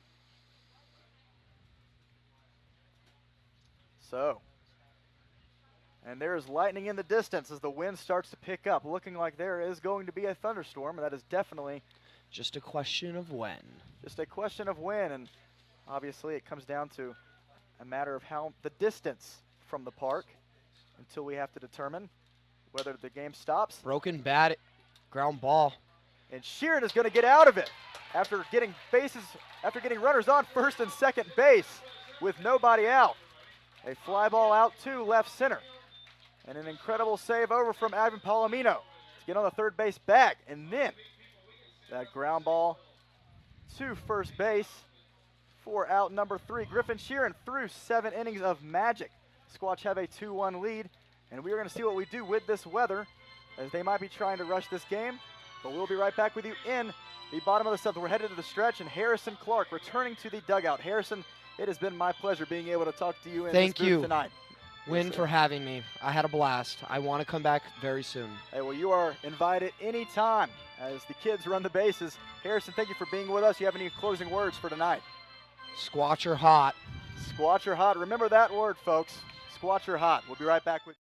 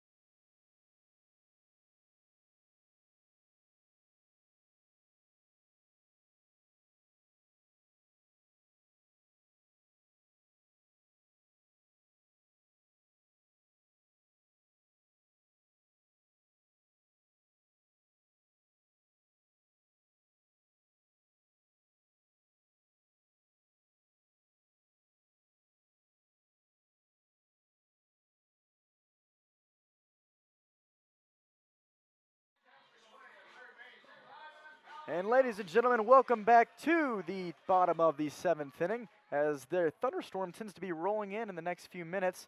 Hopefully wears off and maybe the Squatch are able to get this game taken care of with a 2-1 lead. The wind's starting to pick up here, and Ivan Palomino lines one out towards center field. And a big jump from the center fielder for out number 1. Matt Getzman with the catch. As there was an obvious rush for this game to continue to move forward at an increased speed. Trying to get this game done before this storm heads in. We've seen a few lightning strikes in the past few minutes. And Davis Carr against the new pitcher on the mound tonight for the Prospects, Preston Minicucci from University of Nebraska, Omaha. He's tossed 6 2/3 with 9 Ks to his name. And another appearance tonight, and that one is way inside as Davis Carr shows bunt, backs away for ball 1.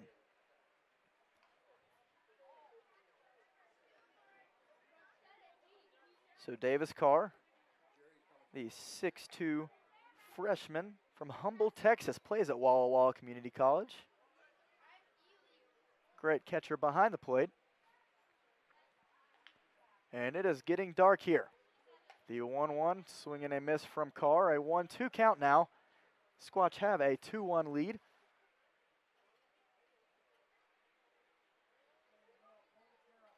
Behind a 6th inning triple from Keenan O'Brien, the first baseman of the night. And that one off of the catcher. And also fueled by 7 innings of 1-run, 5-hit ball from Griffin Sheeran, especially in those 6th and 7th innings. Sheeran absolutely battled it out pitch by pitch. And it was a grind, not an easy 6th and 7th to say the least. After having runners on bases first and second with no one out in both the 6th and the 7th innings, 2 consecutive, he was able to find a way to keep the game at 2-1, not letting any runner cross. So a gutsy performance as Davis Carr takes a 1-out walk, and Johnny McHenry starting it all over for the Squatch. Leading off.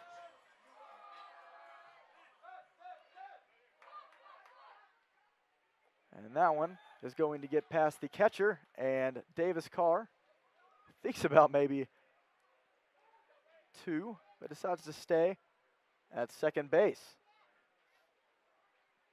So now Carr on first, 1 out for Johnny McHenry, a position that he loves to be in.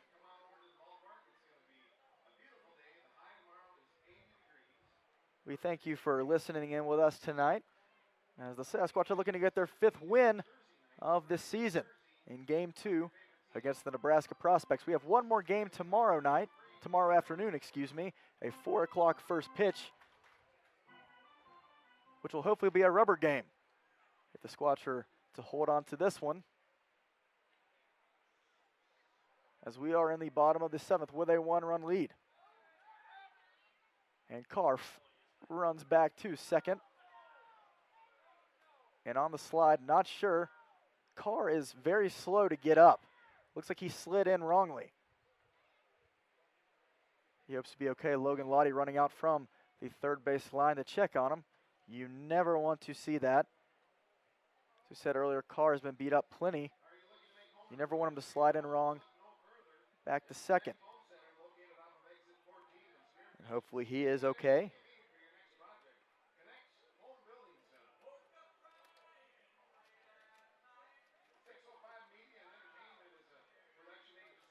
So now Coach Tanner Hill going out there to discuss it with Carr to see if there might be a pinch runner in this process. And Carr is going to walk around for a few minutes to determine how that feels. So the catcher, Jackson Meyer behind the dish for the Prospects, has quite the arm. Fired that one back, and Carr had to scramble to get back just in time. And they are going to make sure he is fine as there are more lightning strikes in the distance right over Crow Peak. And yet the Sasquatch fans continue to stay for their team. You still can't beat Saturday baseball. As that one was a big strike. Out towards center field. Not a pretty sight.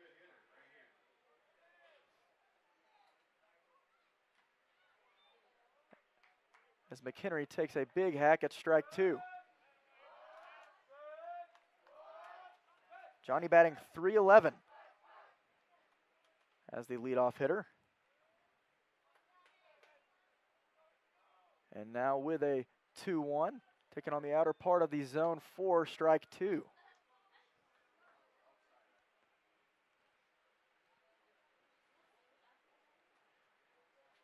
It is now 8:41. Just over 2 hours played in this game tonight.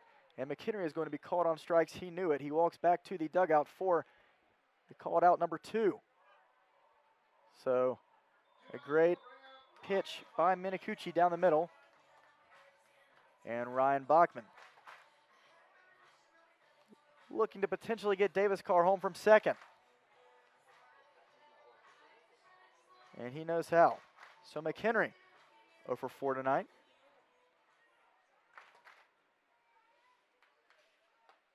And Bachman takes that one inside at the knees for strike 1.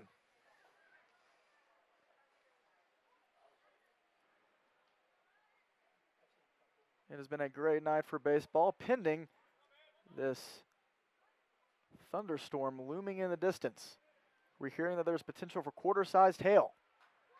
That is a common theme here in Spearfish, but hoping that it does not rain over Black Hills Energy Stadium in the next few hours. But as each minute passes, that is looking to become a near certainty.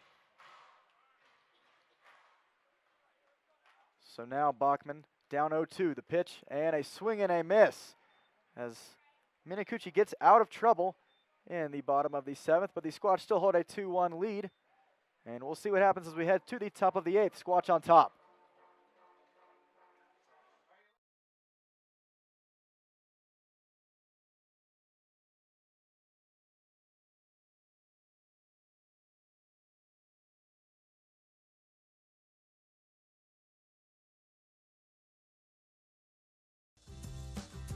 When you venture to Spearfish in the Black Hills of South Dakota, you'll find rugged hiking and biking trails, extreme rock climbs, and views that will take your breath away. Plan a Spearfish vacation and come find your adventure.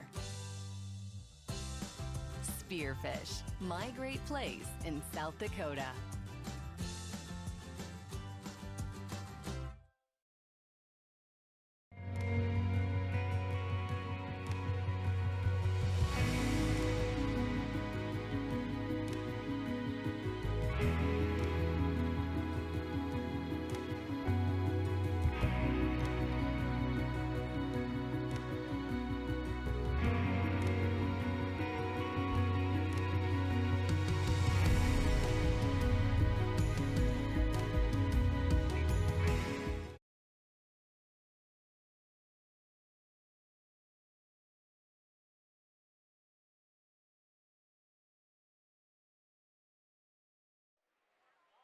So coming to you live from the top of the 8th, I'm Win Andrews, voice of the Sasquatch, as your Squatch hold a 2-1 lead over the Nebraska Prospects here in the top of the 8th inning.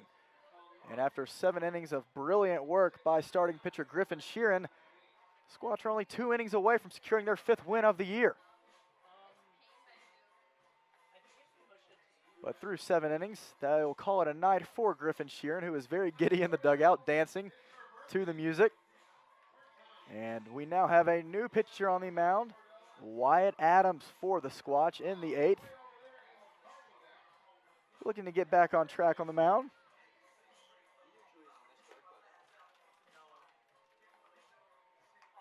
As there is lightning in the distance, out past right field now and drifting out towards center. So hopefully the rain holds off. If anything, this would be a really cool wallpaper. Take a picture of Wyatt Adams on the mound behind this horrendous storm. or in front of the horrendous storm, excuse me. So maybe I'll have to go get the photography guy to go on the field and get a cool picture.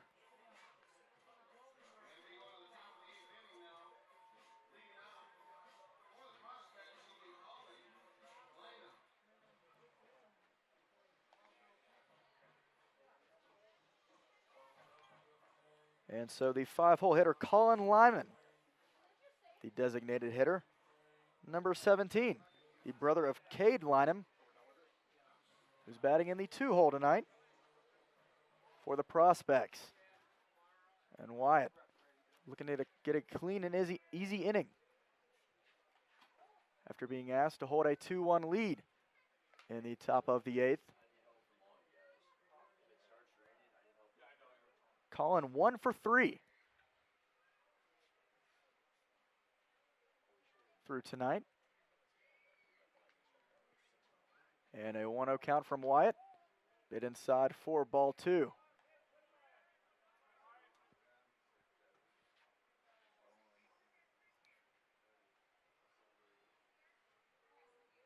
It is alma mater night here at the ballpark as we try to bring theme after theme to you every game. And that one is going to find a gap out in right center. Hoyland is going to cut it off, and Lynham is going to stay put at first. So after getting behind 2-0,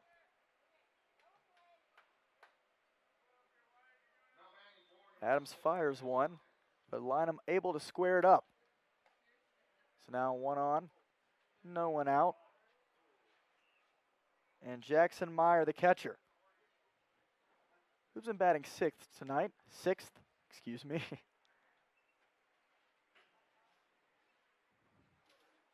6 hits and an error, and only 1 run across for the Prospects. We hope that trend continues tonight as this game is nearing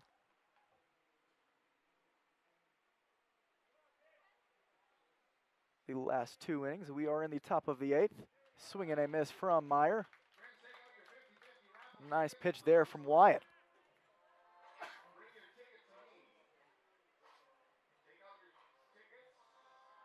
So Adams, the 6'4", now going to be a sophomore, righty from Seattle, Washington, from Whitman College. Pitches with another notable player on the Sasquatch roster, Jack Hostetler. Fires that one a bit outside for ball 1.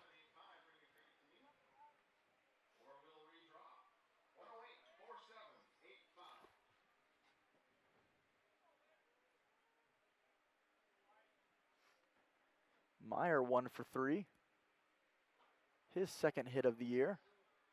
And the 1-1. And that one is going to be lifted high out towards Carson Green, and Cam Hoyland Green takes care of it for out number 1. As I'm sure you can probably see it on the stream, lightning is pushing across the Crow Peak Mountain and looking to make its way closer to the field. But if we continue to go at this pace, we might just escape all of it. And Gage Allen, the 7th-spot guy tonight for the Prospects. And the 3rd baseman. The wind is continuing to pick up. Those clouds are looking to move fast. There seems to be a bit of thunder in the background now. A low rumble, and the pitch. Fired for a strike. That one finds the zone against Gage Allen.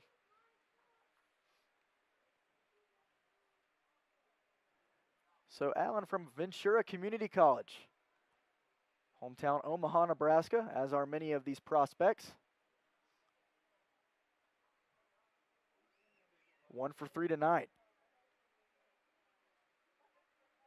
Hoping he can go 1 for 4. And that one is going to get right past Adams. Almost smoked him on the mound, and he ducked just in time as it was lined straight up the middle for a single. And now runners on 1st and 2nd. Once again for the Prospects. Griffin Sheeran, through his 7 innings, ran into this situation seemingly almost every inning. Able to get out of it, only surrendering 1 run. And hopefully Adams can do the same. With 2 on, 1 out, and J.D. DePrima. And that one is going to get down to Carson Green. And they're going to challenge the arm of Green. Green fires over, and O'Brien not in time, as that is going to tie this ball game in the top of the 8th. So now runners on the corners, only 1 out. DePrima with a good piece of hitting, squared up on it.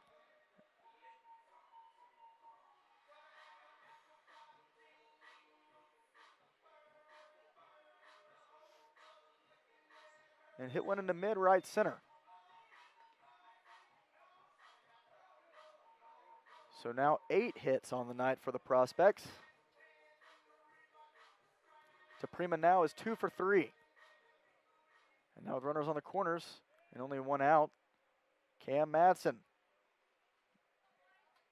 the 9-hitter.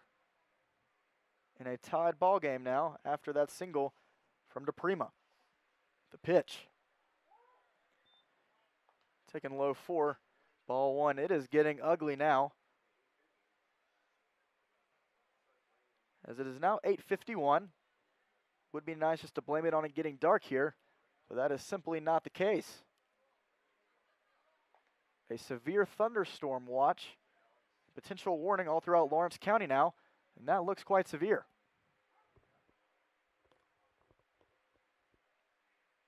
But you have to love the commitment to get this game going from both sides. Rain just a bit earlier with Harrison Clark, the first baseman for the Sasquatch, in the booth with me.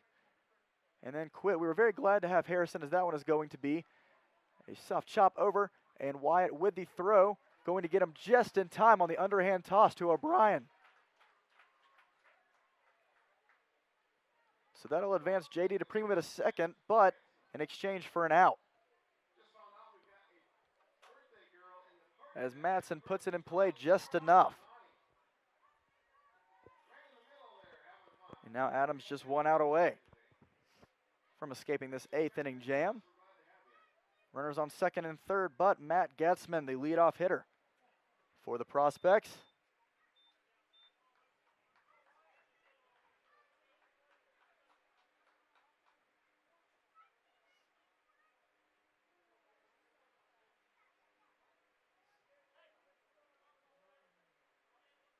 So now 11 pitches through 2/3 of an inning for Wyatt Adams.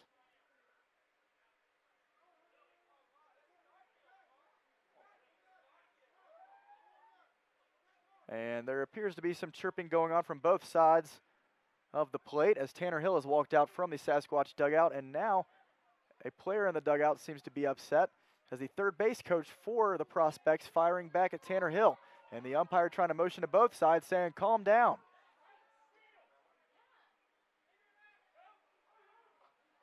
And Tanner Hill not shying down. There is one thing about this Sasquatch staff. They don't shy away from an argument either. They will stand up for their players. Not sure what that was about necessarily.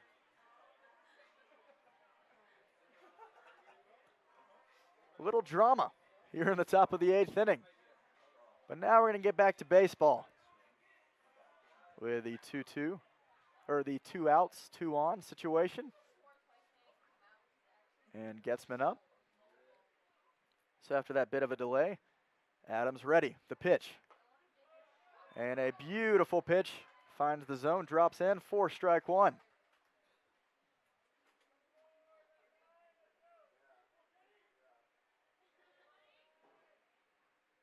And it now appears to be raining over the mountains, as you can tell in the distance.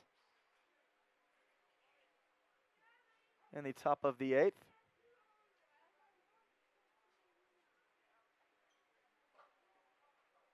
As Getzman is getting ready to get back in.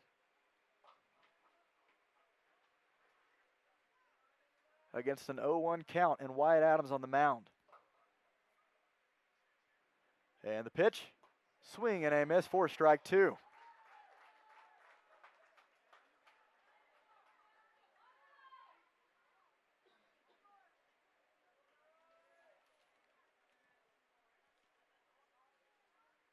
So now down to his last strike. Matt Getzman. And the 0-2 from Adams. In the dirt, great stop by Carr in the dirt to keep it there.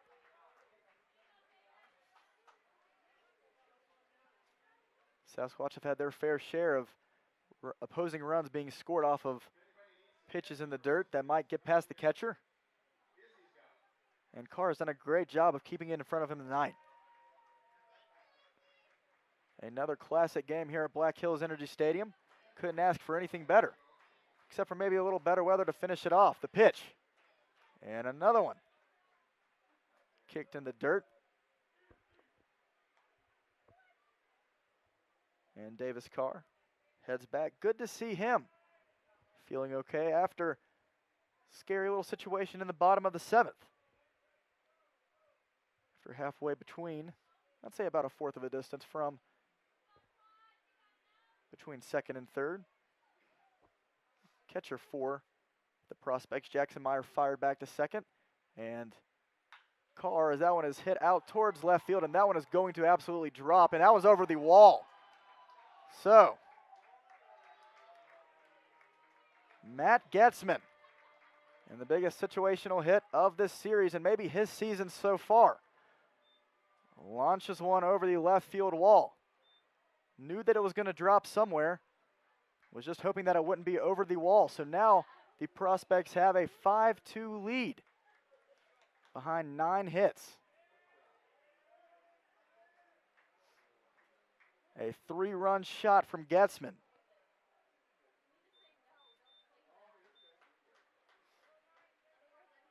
Puts the Sasquatch in now. A 3-run deficit. And all Adams needs to do now is clear his head and move on to the next pitch with K to line him up. Bit outside for ball 1.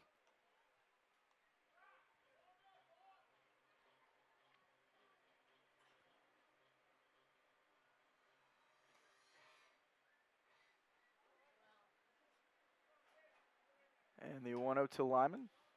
And that one is lifted out towards left field. Vorwald rushing in, and that one's going to stay fair. Just to the left of the left field line.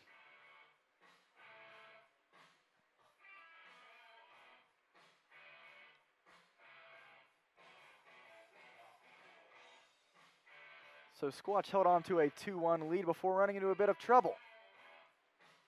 Find a 4-run inning from the prospects.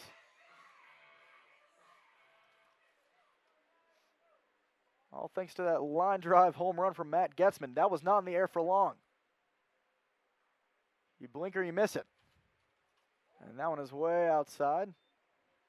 Ball 2. And the wind is definitely picking up now. As you can tell, the clouds are starting to pull over the field. And some of the Sasquatch fans starting to try to find a little more shelter as the wind is picking up, excuse me. And the pitch to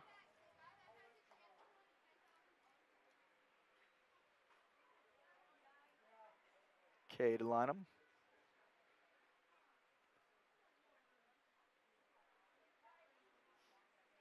Getting very windy now. Headset starting to come off. Not sure how much longer this game's about to be able to remain, as we are in the top of the 8th. Prospects now have a 5-2 lead.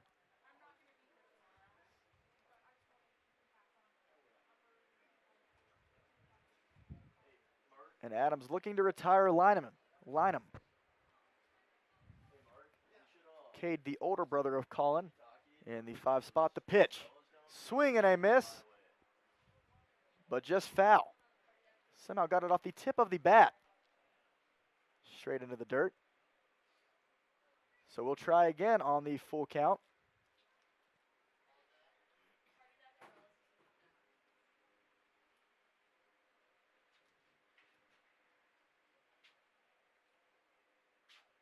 And the payoff pitch again. And that one is fouled off of the edge of the bat. So Lynham trying to stay alive. And Adams looking to get out of the inning. Both sides looking for something.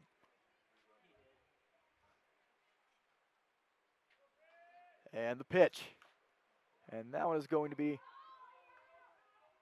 ruled foul right in the box. And Davis Carr behind the plate not having it, not happy about it. So once more, Adams is throwing some great pitches. Lynham is somehow just finding a way to get a piece of it each time.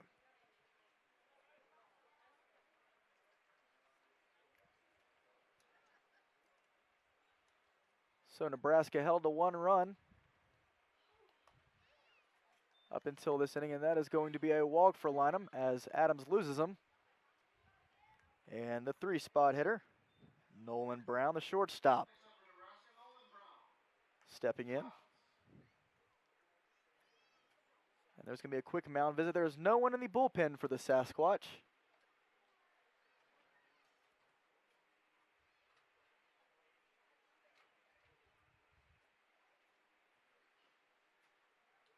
But now there is, as that'll be the end of the line for Adams. Looks like I could not tell. But that was looking like Dylan Ritchie from the booth, if I am correct, who was going to try to come out and get the final out of the 8th.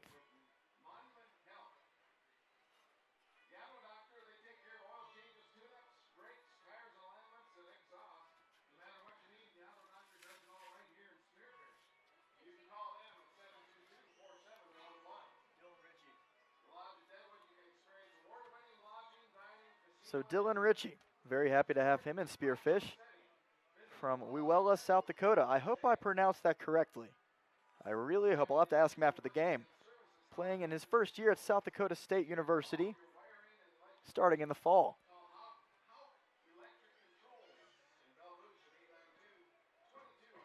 Number 14, taking the mound now. And Ritchie is just a great comeback story.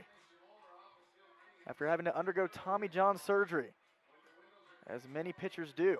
I was able to talk to him a lot about it on the road trip in Fremont and Hastings, and he told me, it was one of the situations where he knew exactly what happened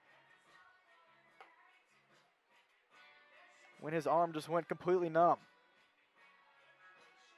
And that is obviously a nightmare scenario for anyone on the bump. But not long after, Ritchie is back on the mound, firing fastball after fastball. He's got a great arm, and he knows how to find the zone. And it's just been great to be able to see him enjoy his time in Spearfish and having a great start to the year. Ritchie came on in, I believe, Game 3 of the series against the Hastings Sodbusters, as your Squatch offense fired back in the top of the 9th, down 9-4, scored 5 runs. Ritchie closed the 9th, went into the 10th and 11th with a game tied, and ultimately got the win. He's 2-0 on the year. And he now faces off against Nolan Brown.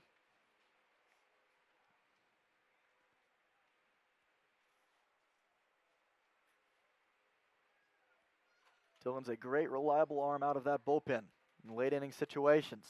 The pitch, strike 2. So now Ritchie ahead, 2 strikes.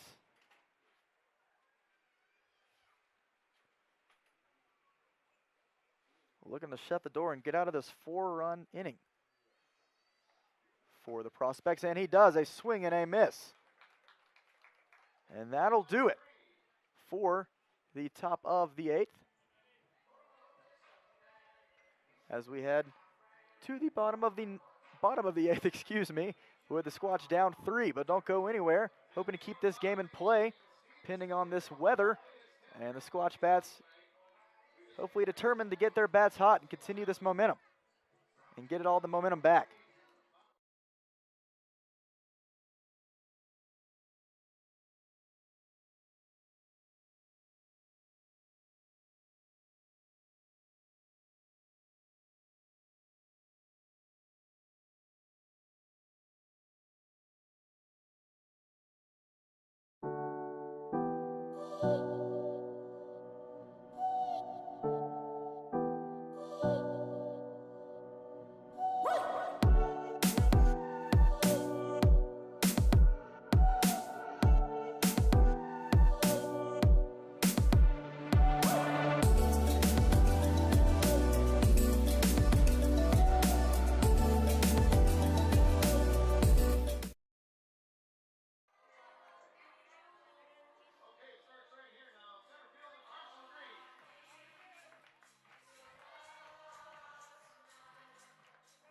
And welcome back here to Black Hills Energy as Carson Green stepping in, hoping to get on base in any way he can.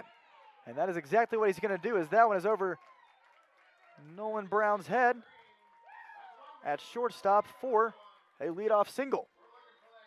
One pitch and a hit for Carson. And now Andrew Johnson, the designated hitter. We are in the bottom of the 8th inning. And the scoreboard here at Black Hills Energy does not have it correct.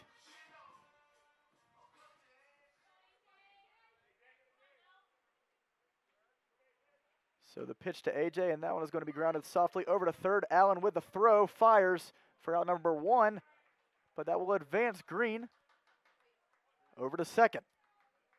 Can't score runs without getting runners on base. A number 1 principle in baseball.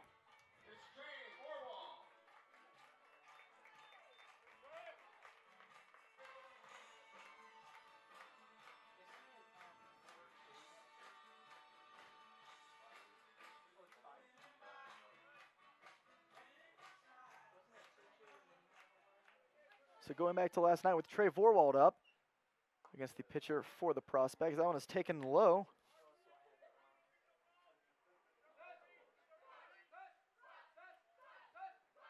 As the crowd is still here, and they are getting into it with Sasquatch chants, as they tend to do in these late innings.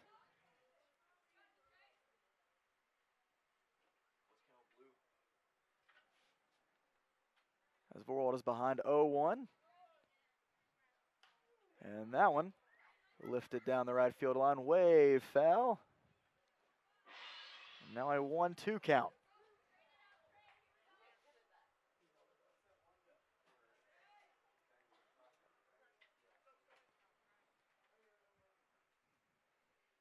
So now the 1-2 to Trey. Hopefully Vorwald can do something with it. And that one is taken upstairs for ball 2. A 2-2 count, 1 out. Squatch were on top 2-1 till the top of the 8th, when leadoff hitter for the Prospects, Matt Getzman, absolutely unleashed on one down the left field line, and it did not stay in the air for long. A line drive shot over the wall.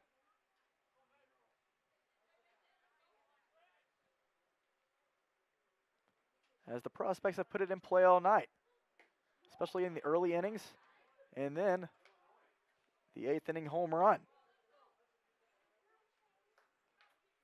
A lot of high fly balls out to the warning track against the Sasquatch. But now Vorwald, the full count, and that one is fouled back again. So with Vorwald up in the 5 spot, that means that Keenan O'Brien is on deck.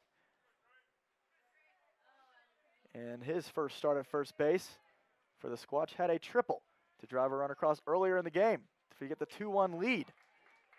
He has been a very welcome addition to this offense and the Sasquatch team in general. Great first baseman, made a few good plays tonight.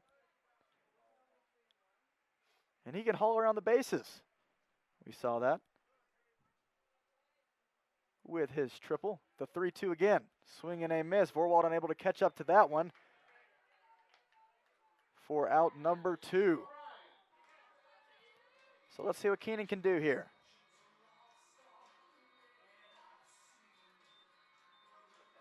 Squatch have scored once in the 3rd inning and once in the 6th when they took that 2-1 lead. And the Prospects fired back at the next inning. So now O'Brien with Green on after the leadoff single. Looking to keep the inning going, looking for some late inning magic.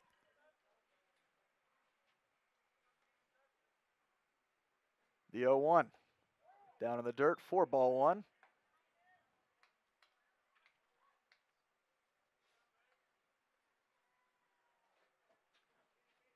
And the Squatch still struggling to get their guys across when they tend to load them up.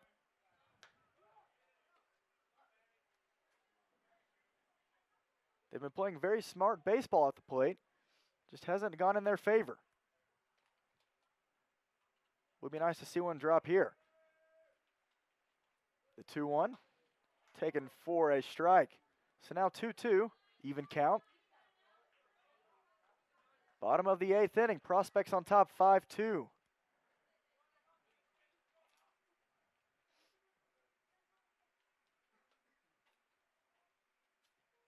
The pitch, and that one is going to be hit over to shortstop, but no play available as he had to dive just to prevent it from getting in the outfield. Might have saved a run, definitely would have saved a run, because Carson Green would have been hauling around third, but instead, runners on first and third with Cam Hoyland. And the Squatch down 3. Hey, this will be a perfect opportunity for Cam. Lift one over right field like you did the other day. Hits that one foul.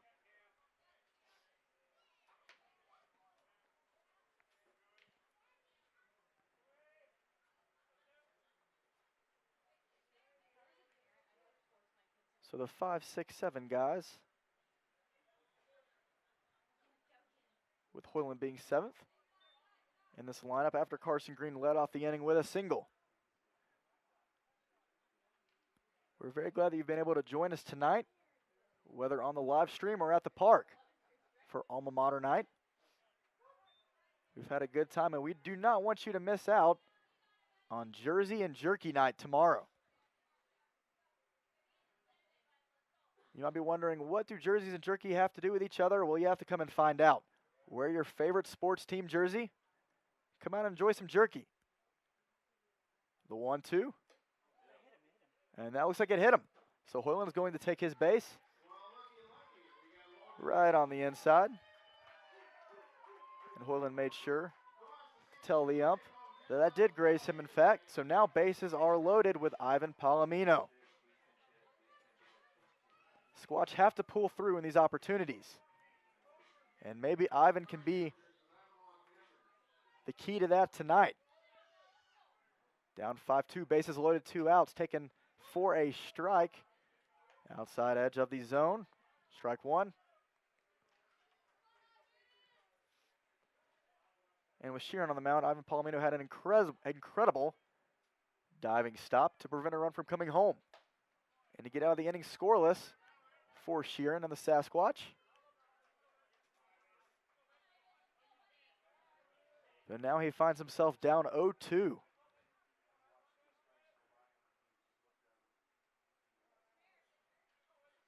So let's see what he does here. The pitch outside of the zone. Ball 1. A lot of the success for the Squatch offense came early in the game when they were ambushing pitches left and right. Not letting these pitchers get deep in the counts for the Prospects. But now Palomino down 1-2. And that one's going to be fouled back. So Ivan stays alive. In a very critical moment for the Sasquatch.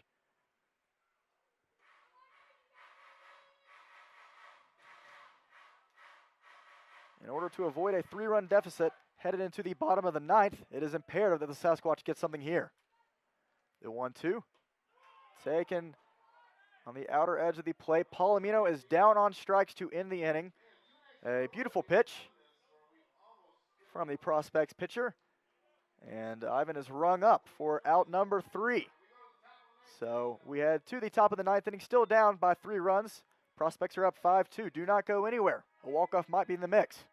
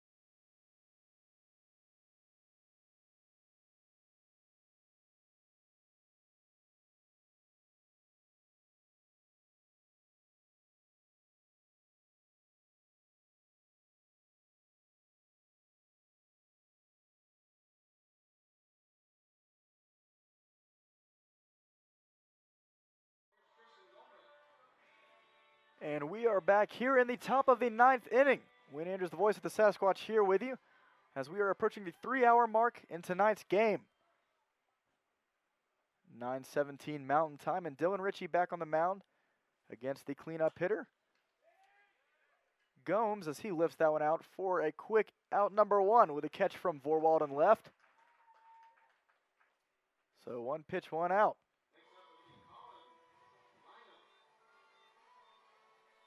And Colin Lynham batting 5th tonight. So now Ritchie through 2/3 of an inning. Fires that one past Carr. Ball 1. Squatch are down 3 runs. And hopefully that stays at that deficit with Ritchie on the mound, as he is firing away, strike after strike, having some good stuff. Showing a lot of good pitches tonight against Lynham, who is 2 for 4, the 1-1. Taken outside for ball 2.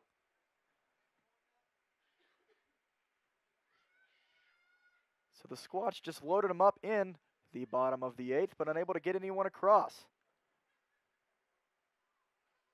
And that one is going to be grounded up to Bachman as he makes a throw over to first, but not in time.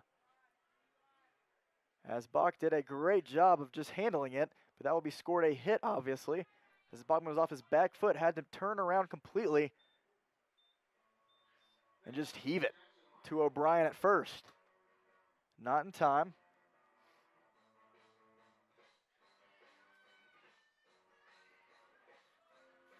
As Lyman, the designated hitter, rushes up the first baseline, beats it out in plenty of time. So now 10 hits and 5 runs for the Prospects. They have been playing well through these first 2 games. And Jackson Meyer, the catcher. 364 folks in attendance for tonight's game. Always love seeing those numbers. And the 1-0. Outside again, that one's going to get past Carr.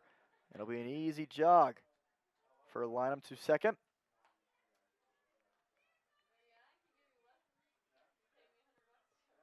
Meyer 1 for 4 tonight.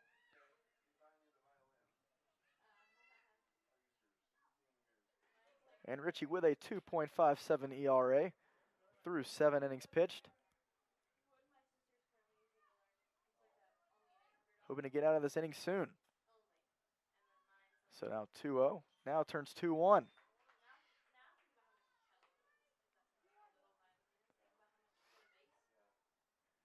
And it looks like we are going to be lucky, at least for the majority, the remainder of this game. We are in the top of the 9th inning. And as this storm rolling in from the south looked to be worse and worse, the waterworks have not opened just yet. There was a bit of a shower earlier on, but that has subsided for now, and it's looking like the weather is wanting us to finish our game. The 2-2 from Ritchie for ball 3. Great pitch, just a bit outside. So now count runs full. And Ritchie looking to get out of this and give the Squatch a chance to come back in the bottom of the 9th. Saturday night walk-off would be nice. First, we got to get through the top as Meyer takes a walk, and now runners on first and second, as Ritchie seemed to be a little more out of the zone in that last at-bat against Meyer. And now Gage Allen, the third baseman, stepping back in. He is batting 7th, so now you got 7, 8, 9 coming up with 1 out and 2 on. And a fast runner in Colin Lyman on second. You got to watch for him. Ritchie fires that in for a strike. We had Harrison Clark in the booth earlier with us for probably 3 innings, if I can recall correctly. Harrison is the first baseman for the Squatch, had an off night tonight, and he loves being in the booth, loves commentating. So it's always fun to be able to talk to him and hear him offer some insight on the team, his experience so far. He's been a great addition at first base. And you can usually find him in the 4 and 5 spot of the lineup. A great bat as well. And that one is going to be a grounded foul. Allen has jammed in on the hands, as he is going to trade in that bat for another one.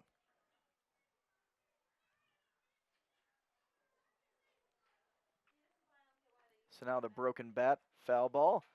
A 1-2 count with runners on first and second.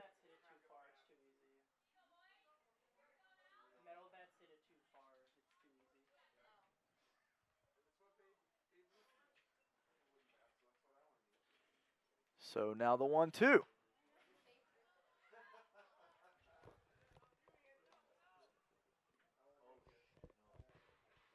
You might be wondering where the other view on our live stream has gone, and obviously based on the weather patterns coming through in the 7th and 8th inning, we had to make a tough call and decide that the center field camera would be shut off tonight. We don't want to obviously risk messing that up. It's a great view, the 1-2 from Richie, and that one's going to get past Carr at catcher, and now both runners advance 2-2. Davis unable to come up with that one in his glove. Even count. Now runners in scoring position. Never makes it easier.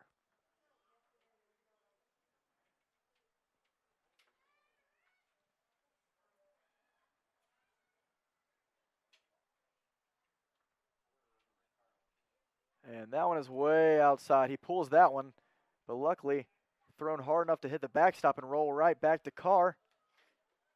So no one will advance. So just one more pitch, Richie. The full count.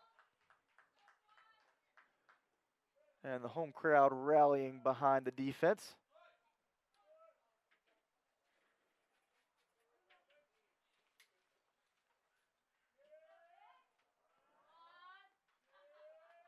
A long at bat with Gage Allen. And you don't want to load him up with one base, with one out. Fouls that one back. So we'll try again, 3-2.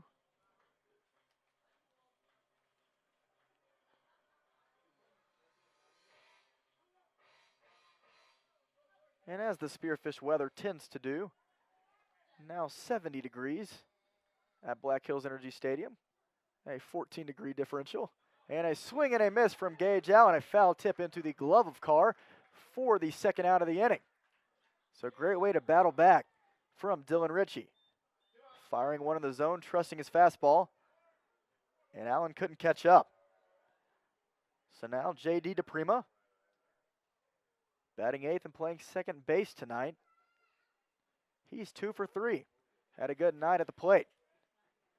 Ritchie looking to take care of him right here. And things have quite gotten more quiet past few innings, as a few people have left. And trust me, if you were just now joining us and didn't see the storm earlier, in the last few innings, I probably wouldn't have been around for a long time either. As DePrima did not enjoy that one. We heard that one from the booth. Hit him in the back. And that had to hurt. DePrima not happy. And that was a laser beam sort of shot. So now bases are loaded with 2 outs.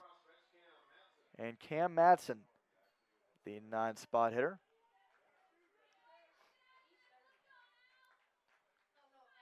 Would be great with bases loaded and 2 outs not to see the top of the order again.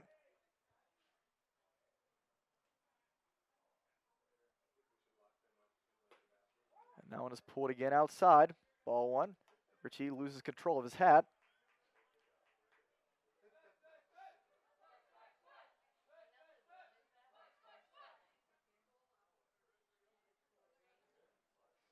So Squatch looking to fight back this 3-run deficit after a 4-run inning from the prospects. But Richie has got to get out of this inning first, as Madsen is now ahead 2-0 after J.D. DePrima just got hit. And now bases are loaded after a passed ball earlier let both runners advance to second and third before DePrima. The 2-0 to Madsen, taken for a strike. That's it.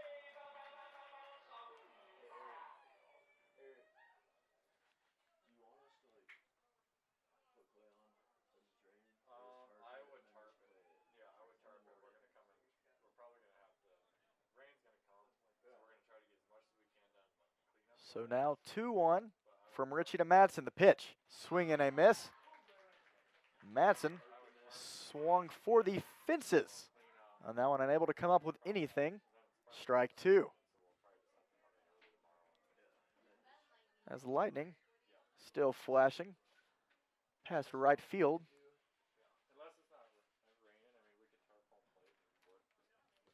So 2-2 count, 2 outs. Richie the pitch. Bit low and outside for ball 3. Now things get interesting.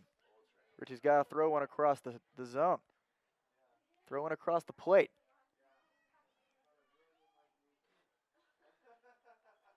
He did that with a full count against Allen to strike him out. And hopefully we have a bit of that same luck against Madsen. The payoff pitch. And Madsen did not go around. The appeal from second base did not go around. So that is going to bring a run home. Coach Tanner Hill not very happy with that call either, as the lead now increases to 6-2.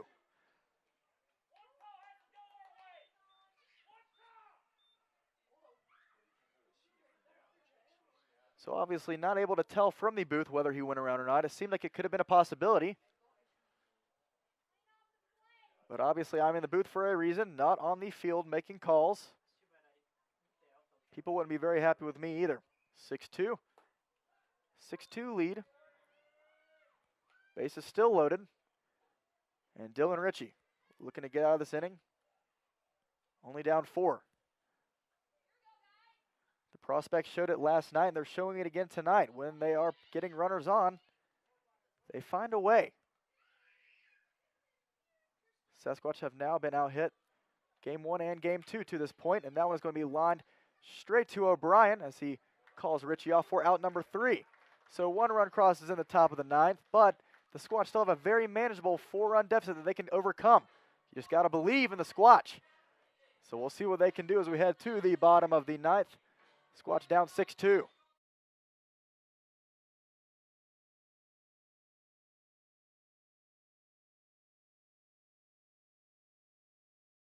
Human Health, we keep going so you can keep going.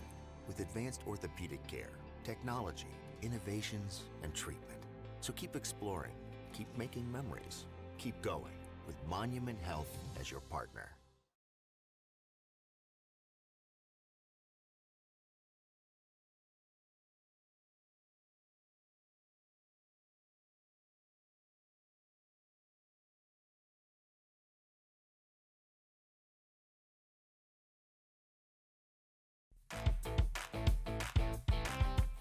New games every month at the Lodge.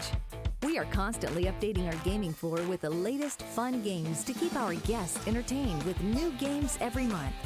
For the freshest selection of slot machines in town, make the Lodge at Deadwood your gaming destination. The locals' choice for gaming excitement with the newest games is the Lodge at Deadwood Gaming Resort.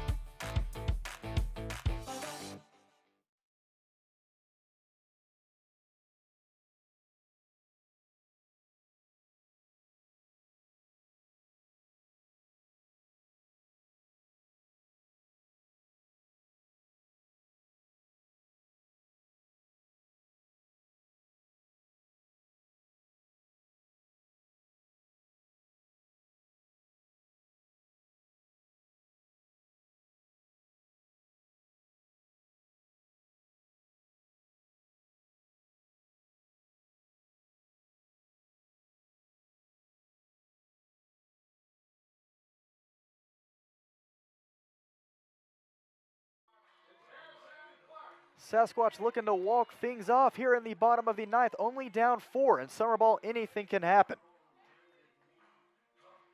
The opportunities are endless. And with it being the bottom of the ninth, Coach Tannerhill made the executive decision to send out, as the ump is motioning something, Harrison Clark to be the leadoff batter for the inning. If you've been with us for the past few innings, you've heard him in the booth with us. We predicted that he might have to be coming in this game at some point, and indeed he is. In his first plate appearance,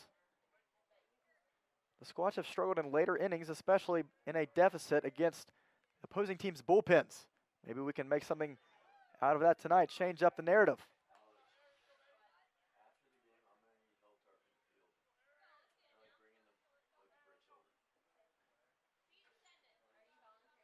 So now the 0-2 from Cale Dumont in his second inning of work, as Clark fouls that one off, stays alive in the count.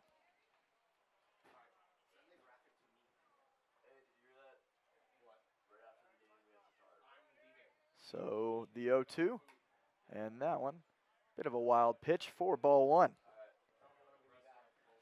So Dumont took care of business last inning. He's from Omaha, Nebraska as well. Plays at Barton Community College. And in his first 2 games of the year, sporting a 4.15 ERA and 3 Ks, but taking a loss in the process, the 0-2. And that one is going to be grounded up the middle to the second baseman as he fires over in time for out number 1. And that is J.D. DePrima, who got nailed with that pitch in the top of the ninth.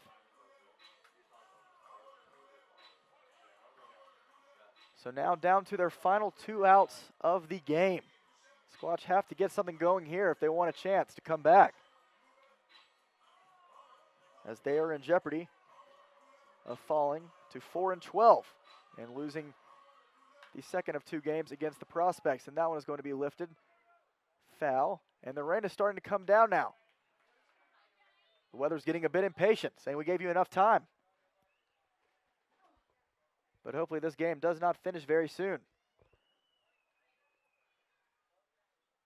The home crowd is here, and they want to see a Squatch win. So the 0-1 pitch taken as Johnny McHenry rounds it out once more for the top of the lineup. Leading off, he is now behind 0-2 to Dumont. And the pitch down low for ball 1. We've gotten very lucky with the rain today. And the 1-2 to McHenry, taken low.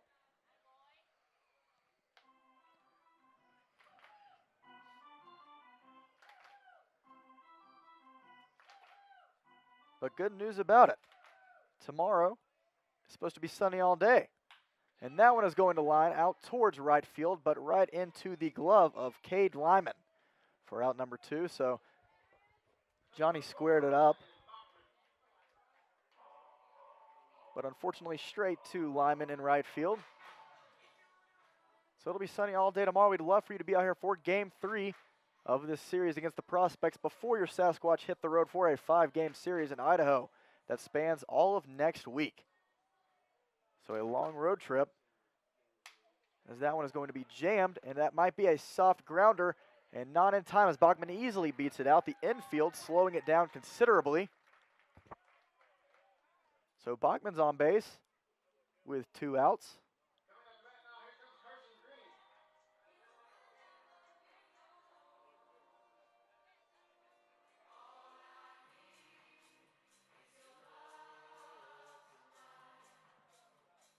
So this Sasquatch team needs your support tomorrow. I'd love to see you out as they look to win Game 3 of the series. Take some momentum into that 5-game series against the Spuds. But for now, we're focusing on the night. Carson Green again, and now it's going to beam him.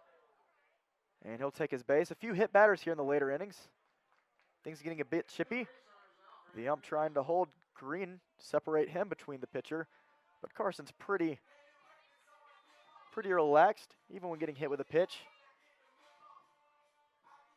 He's pretty patient. But you know, it doesn't feel good. So now runners on first and second. We have seen this consistently inning after inning. They got them on base. They just got to work towards the second and final step, and that is getting the runners across as the rain is starting to come down harder now with 2 outs in the bottom of the ninth. AJ takes that one for a called strike, and there's lightning now in the distance. It looks like the weather is finally starting to misbehave.